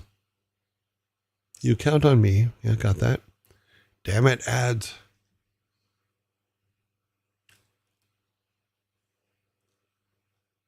Ads are gone. Okay, we're back. We're back. Where are we at our countdown here? We have 11,130 followers. We have 27 subscriptions with a goal of 25. So thank you very much for that. We're doing awesome. And we have 1,004 bits and with a goal of 5,000. So yeah, we're doing well. I think we're doing well. Every little bit helps. Ads are gone too. Abs are gone too. Yeah.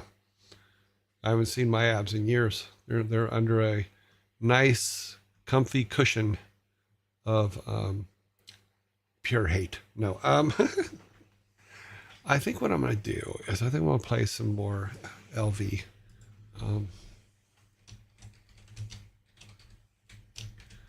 Let's see if we can get through this next level before 4 o'clock. Okay. Also, I think I need to pull this screen over here so I'm actually looking at you guys. So I think I've put, for some reason, my screen has slowly moved to the left on my monitor. So I'm like looking over there when I should be looking here. Okay, and Vikings. Get going. All right. Eric, you're up.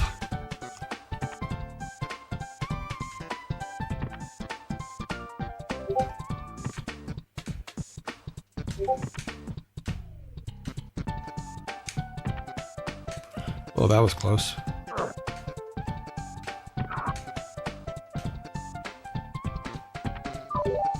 He has the key. They're dropping it. Oh, didn't drop soon enough. Okay. That one's going to be too high. I just want to get high. Okay, Towley.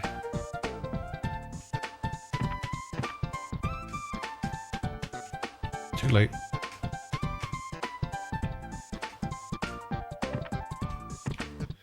Okay, is there anything we can jump into up here? No. He cannot jump up there. He actually needs Olaf up here so that he can stand on the shield. He can jump over there though, but do we want him to jump over there? Let's find out. Oh yeah, we were here before. Okay, there's the exit.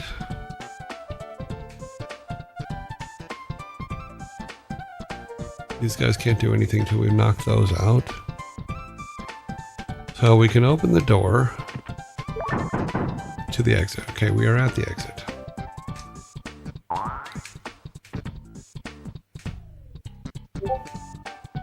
Now here's the tricky part, is we need to ignore the ladder.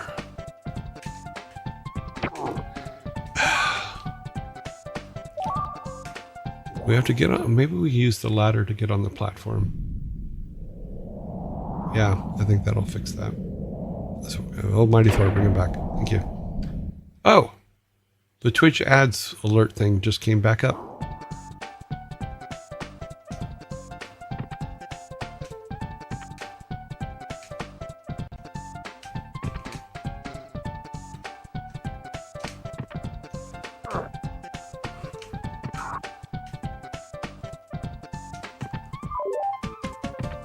Oh, nope.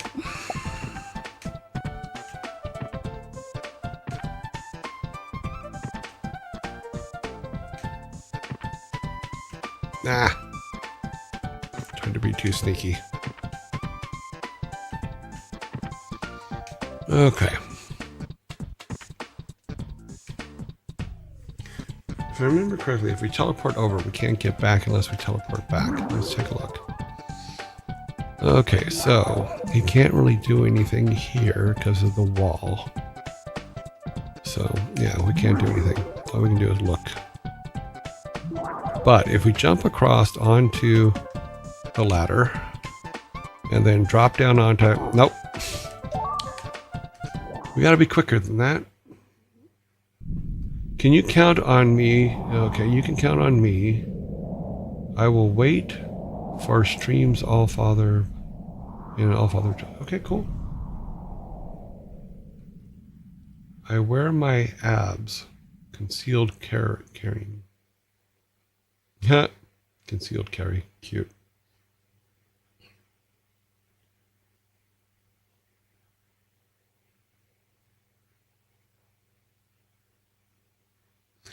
I haven't watched a lot of the games that I made be speed run, so I don't have an answer to the question. The question was, do you have a game you've made that is your favorite to see people speed run try to break? I I don't usually watch speedruns. I haven't watched them for years and years. Simply because it wasn't something that I did. Oh, that's right. We need this. We need Balog needs to go up this way. Olaf needs to, or sorry, Eric needs to do his running thing.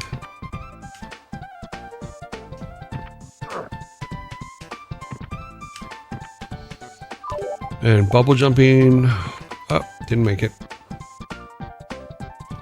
Step off, step on. This one, I don't think we even need the bubble. We can just go over there.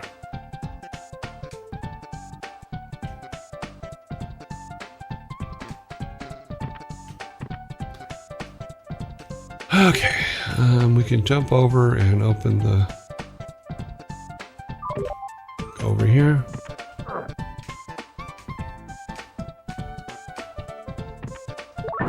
That's good.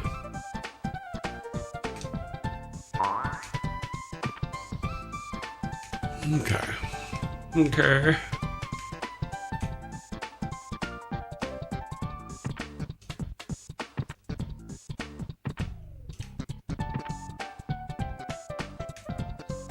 That was me practicing timing.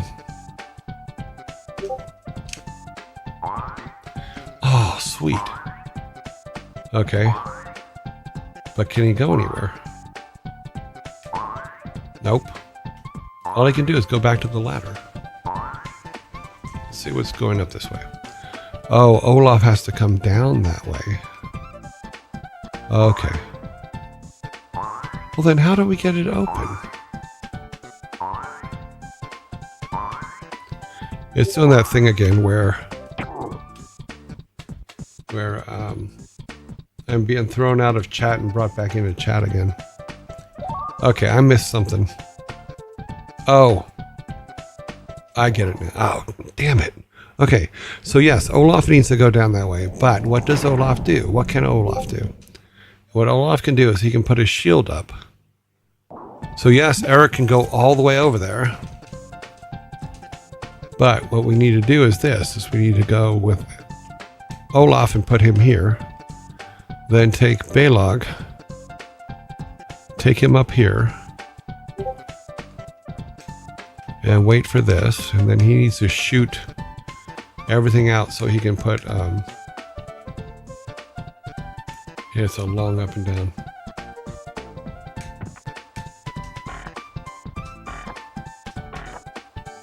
Good shooting, Tex.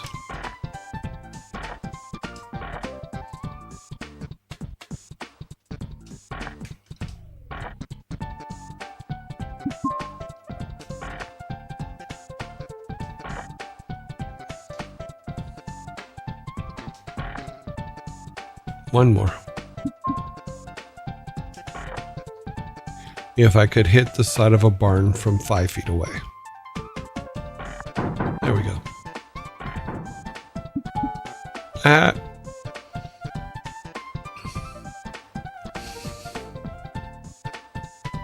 We'll just keep picking on him.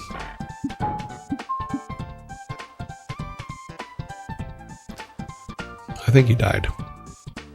Or is he a 3-shot? He's a 3-shot. That one went over his head. Oh, something came up. I don't know if this might help. Okay. But you might have something to do with most because of every now and then. Okay, bomb and that. Okay. So that's one bomb and one red key, which is for the door down there at the bottom.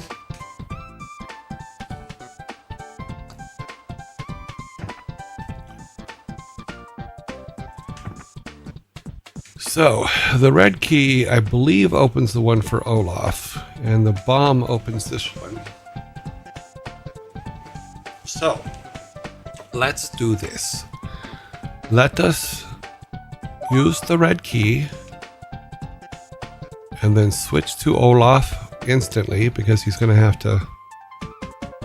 We'll see which one it opens. It opened both of them. But luckily, we got hold of Olaf before it was too late. And then he goes over to there. Then he goes over to here. And then we're going to go ahead and send him over this way, so that we can take a look at what's between here and there. Okay, it's a lot of stuff for Balog to deal with. And the bomb is obviously for that green thing. Okay.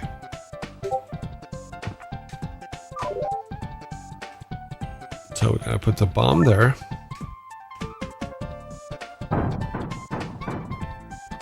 Let's take a look again. Okay, there's a treadmill down there, and then one guy that needs to get killed. Oh. So how do we turn the electric off?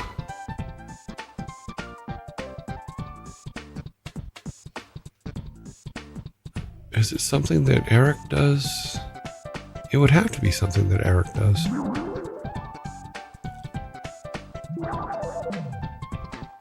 Let's go up here a second.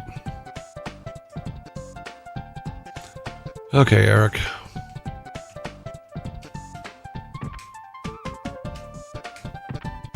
Okay, something. Okay. It looks like there was a trigger to shoot. Did I miss it? I might have missed it. If I missed it, I'm a dumbass.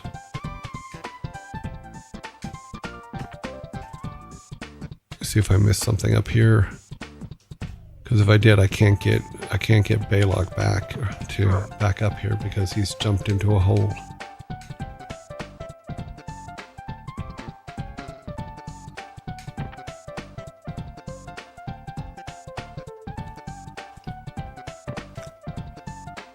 Okay, well, we will deal with that momentarily.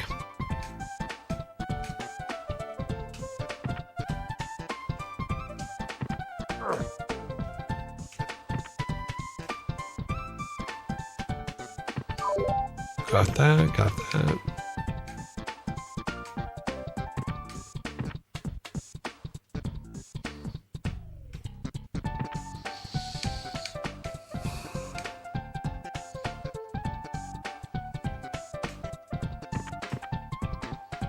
Okay, so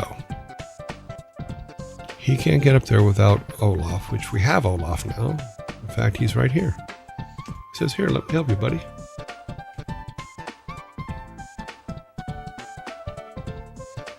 Optimus Prime has returned. Where the treadmill and electric was, it looked like there was a button to shoot. Where the treadmill was? Really? I did not see that.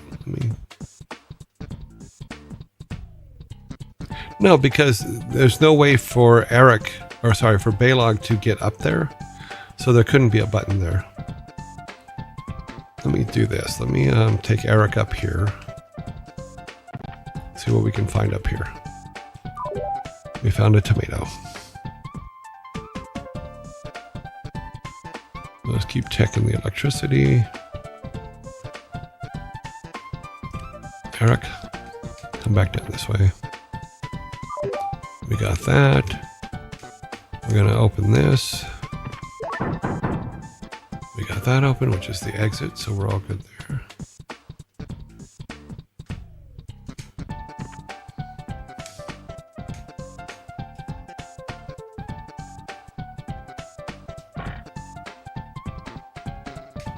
It might be on the other side of this.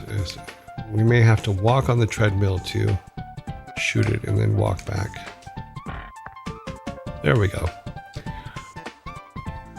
So yeah, it was where Balog is. My problem. Hello, answer. Okay. I'm almost 86% certain there's a button to shoot above the electricity. Yes, it was above the electricity on this side, not on the other side. I was thinking of the treadmill that Eric went up. So when I said you were wrong, I was wrong. So there, deal with it. Yep, I'm wrong.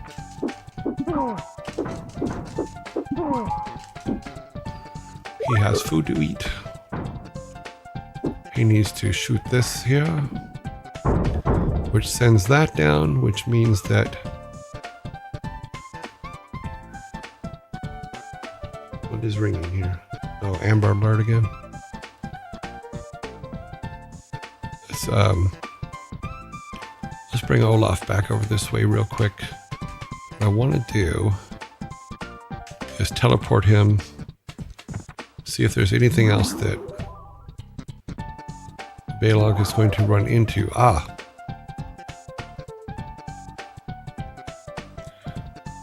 I'm such an idiot. I forgot. I didn't even try to bash his head against that.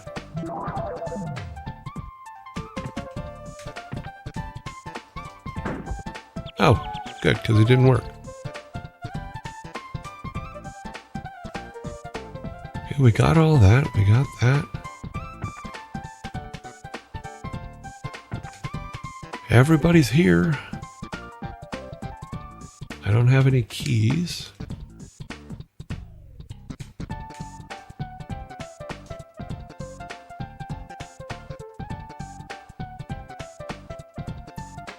Do you have any advice for growing? Yeah. Talk to as many people that stream as possible and get them to raid you. Now and then, just so people get to know you're there. I know that Thor has a whole extravagant thing on how to do it. It worked wonders for him. You would think that I missed something. I had to have missed something. Is there a button I'm not seeing? No?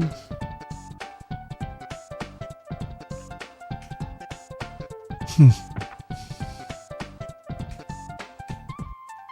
we got Olaf up.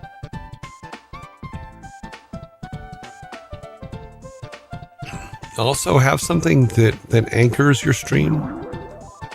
You know, in my particular case, like I can talk for unbelievable amounts of time, I guess, about all kinds of things. However, it is probably best to have, like I'm doing here, where you have a game you're playing or something like that when you're starting off that you talk about.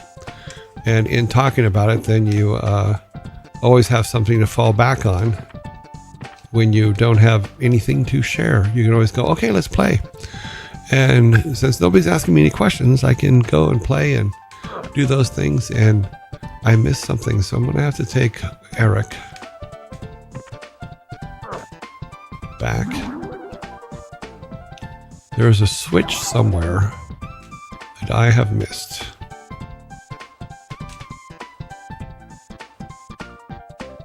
Doesn't look like it's here. Doesn't look like it's up anywhere.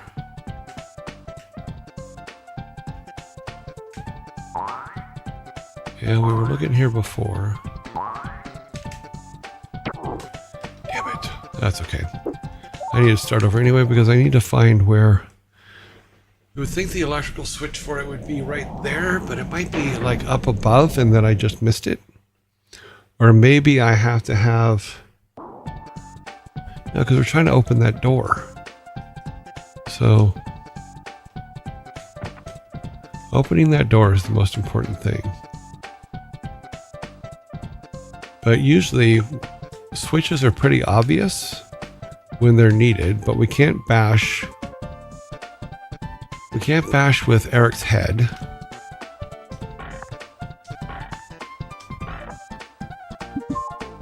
Because, yeah, there would be something like this to remove the wall. So I missed something somewhere.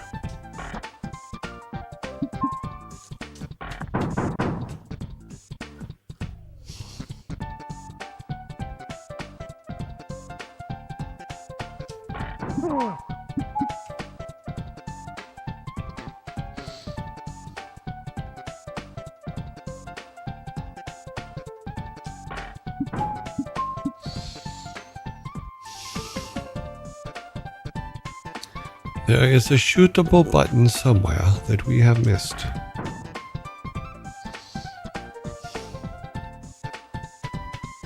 Maybe it's up here at the top. We'll see in a minute. We'll find out. Okay, there's a bomb and there's a key, which we know about and we used. The bomb is to clear the blocks from before. Oh. Was there... Didn't Eric find a bomb as well over on that side? Maybe he needs to... Okay. Let me see here how this works. I think what it is I'm missing a bomb. And it's the bomb that's on the top that Eric jumps to on the other side. I think that's where the bomb is. So let's now go here. Take Olaf.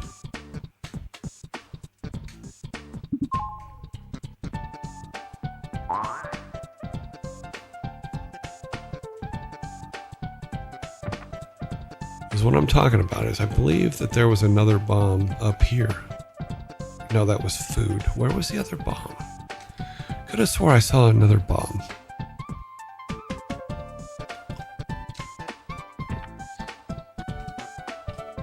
Is there one?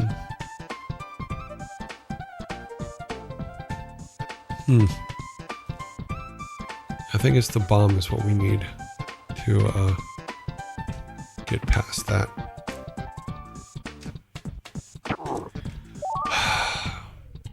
Well, let's find out.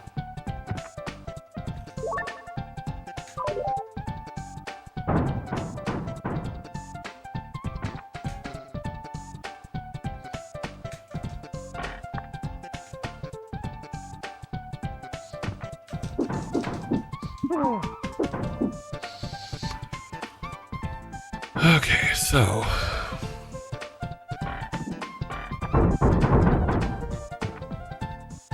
there it is. Wait a minute. Wait a minute.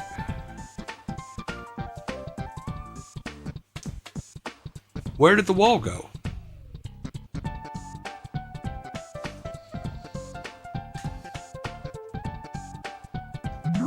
There might have been a bug, yeah. I guess when that thing falls, it's supposed to activate the,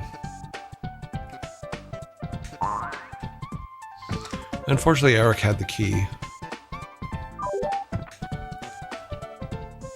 But, okay. Now we got this. Oh, Mighty Thor, bring him back.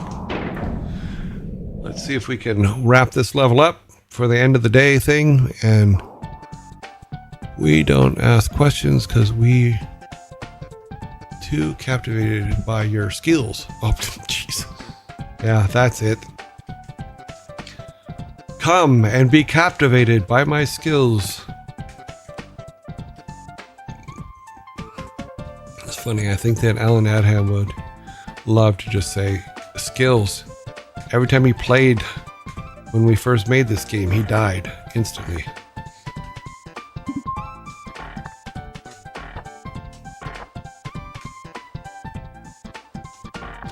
I remember one time, and I talked about this before, where he brought me a level to play after when we were doing testing, and I literally barely put my hand on the controller and ended up falling off a ledge into my death. He just looked at me, he shook his head, and he walked away. It was very funny. I thought it was hilarious.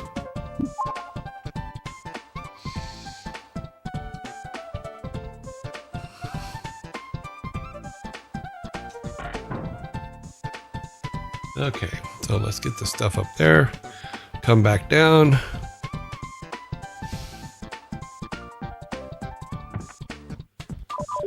That disappearing wall thing. Can you remember the time when you believed a game idea from Blizzard?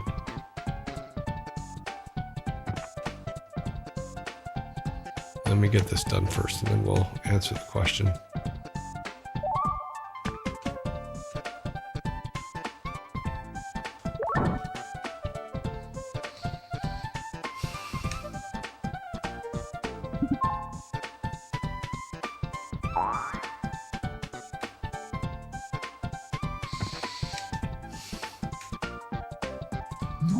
Now let's see. Okay, the wall is there. Now we need to take Baylog and blow this up. Okay, that kills that wall. Now we have this step. The wall is still there.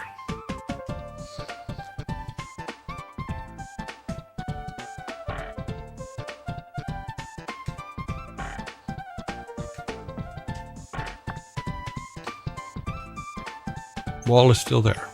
Okay. I'm pretty sure this plunger is what's supposed to kill it.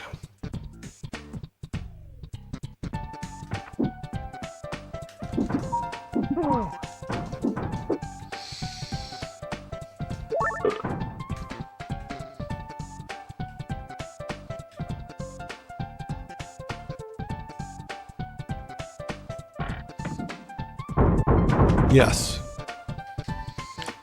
Okay. Oh, wrong guy.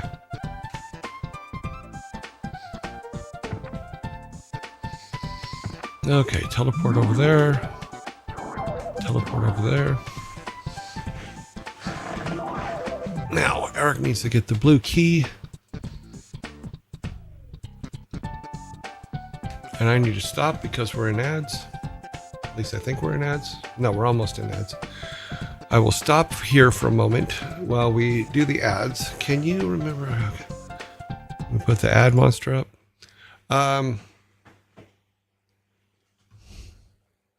See, where was I? Okay. So what we're going to do is I'm going to put my controller down so I don't screw up and walk someone off the thing when I'm not looking at the screen. I also need to figure out a way to bring this down a little bit more, so you're not looking.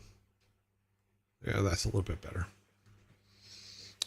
That way I'm looking at you guys more.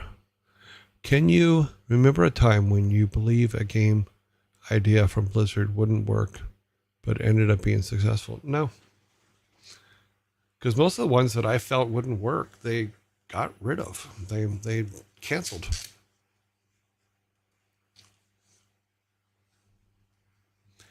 They done canceled them. So what I'm doing is we're going to get through the ads here real quick. I'm going to go back and hopefully get Eric over there, which means the level will be done. And then tomorrow we will start on a new level, which would be the right way to do it. Of course, now something stupid's going to happen and Eric's going to die. But if it happens, then we're going to do this level tomorrow. Yeah, but oh, thank you for the new follower. We got a new follower because the head just fell in the jar. Mwahaha. Heads in the jar. That's all we need. More heads in the jar. 24 seconds.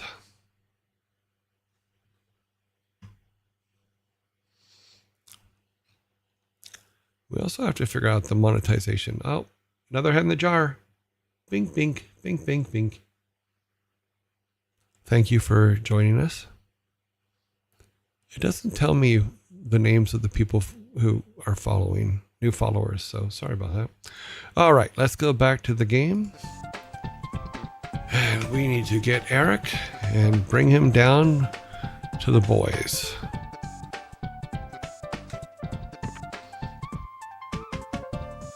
That's funny, I just got a little adrenaline rush. If I fuck this up, this is gonna just be sad.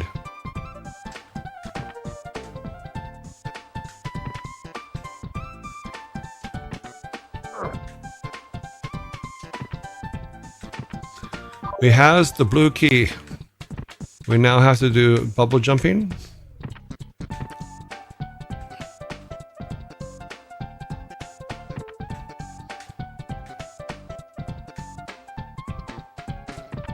Why did I do that? That was stupid. Okay. Everybody's down here. Bela's going to have to do the hop across.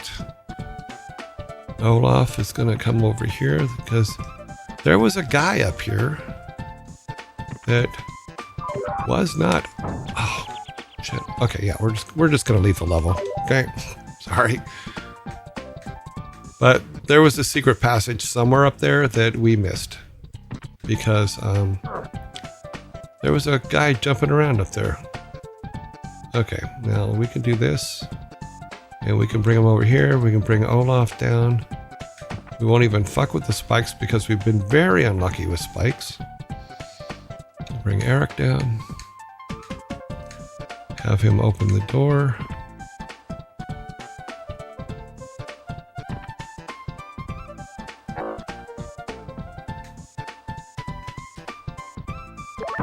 Okay, door is open. Olaf needs to put his shield back up. And then Balog can jump across. And then he can jump down. And there you go. All the little Lost Vikings exiting the row. We have made it. Wow, look at all this candy. Olaf, put that candy back. Come on, guys. It's for my kids. Yeah, right. Trust me, it's not for Olaf's kids. Okay, we are on combo. Let me get our list up so we can say what percentage of the game we're done, because we're a pretty high percentage. We only have a few levels left here. Well, a few, I said, like,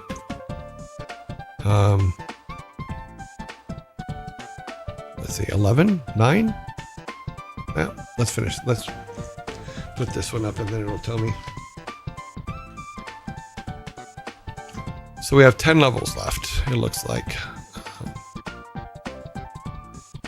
Because we are on CMBO, combo.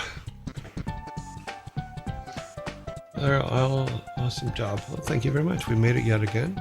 This is where we will be continuing tomorrow. Let me put just me back up here. Let's look at where we're at here. We got 11,138 followers. Awesome. More followers today. More heads in the jar, shall we say. Subscriptions, we got 30 of 25. That's awesome. So what I'll do is I'll set the new goal to 30. And we'll see how that goes because that needs to reset. Bit goals, we had 5,000. We're at 1,006. That's awesome. Let's see. First time he mentioned them. He has kids. Who? Me? I have a couple kids. I have 2 kids. Oh, great unclean. Thank you for the tier 1 sub. I'm seeing names now. Awesome. Oh, here's some more. Stimpack 66. Thank you for the tier 1 sub. Sorry, I'm scrolling up back here. I know I've missed a lot of them. Okay. What is this? Do you game? Okay, that's just me getting kicked off the server a couple times, the chat server. Okay. Of course he has kids. He's our dad. You guys are so funny.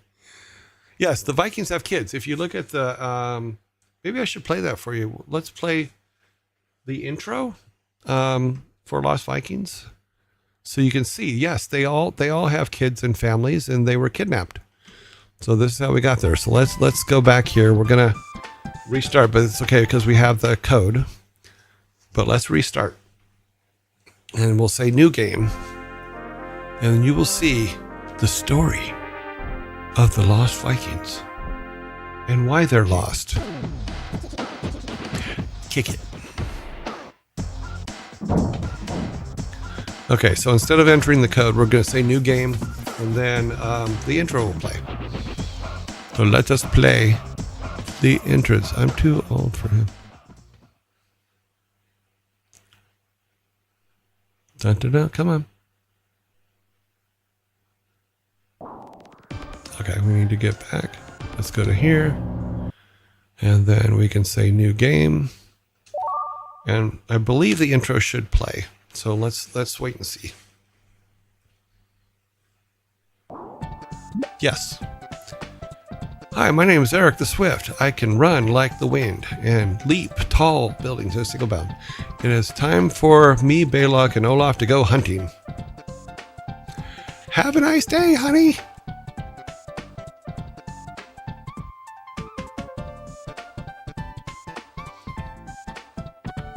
Yeah, sure. Climb a tree over a snail. Hi, I'm Olaf the Stout.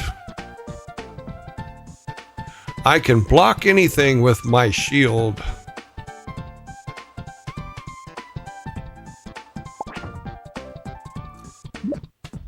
I am Balog the Fierce, and I am the toughest Viking in all the land, and no one can defeat me.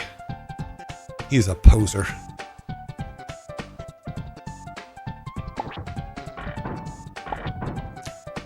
They're having snail dinner.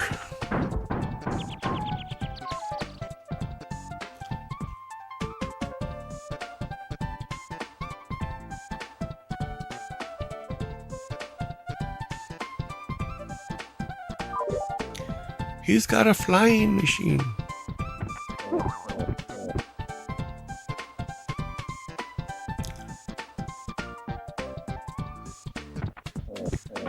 So as our Vikings are hunting in a galaxy far, far away, Tomater is working his way across, looking for animals for his zoo. Will our Vikings become animals in that zoo? We shall see. And they're home. They went out foraging. I always wanted to put redheaded stepchild in one of the other Vikings' houses, but people don't like that joke. I thought it was fun. I thought it would be funny.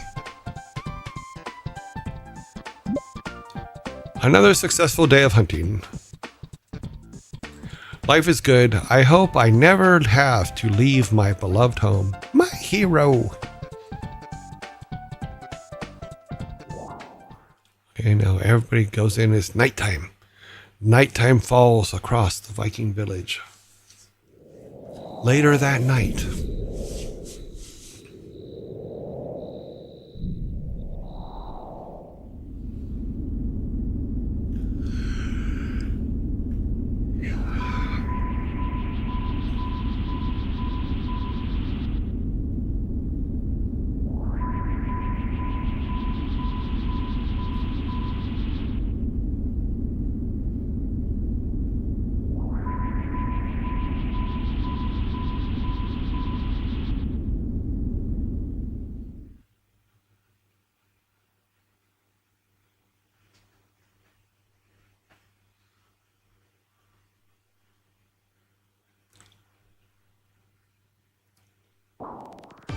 and that's when they wake up in the spaceship.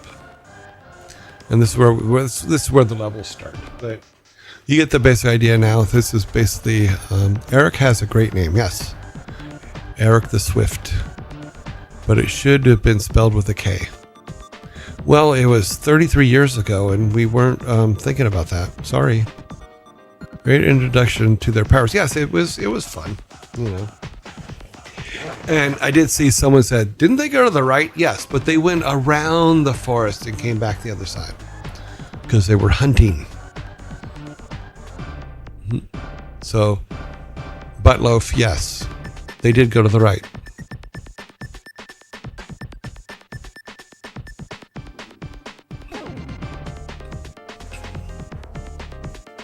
Okay, let us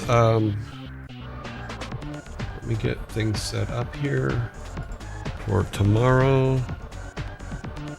I will obviously be adding things as we go here. I'm gonna go back to me.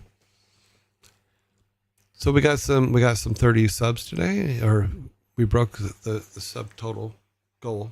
Awesome. I still haven't got a thing that will allow me to just put percentages up there, but hopefully we can get the bits up too, but we'll see. Followers, we increased followers today. There's lots of heads in the jar, so that's awesome. I wonder if the jar starts empty tomorrow. I think it will, because I think some of the things that were in there were from the original test I did.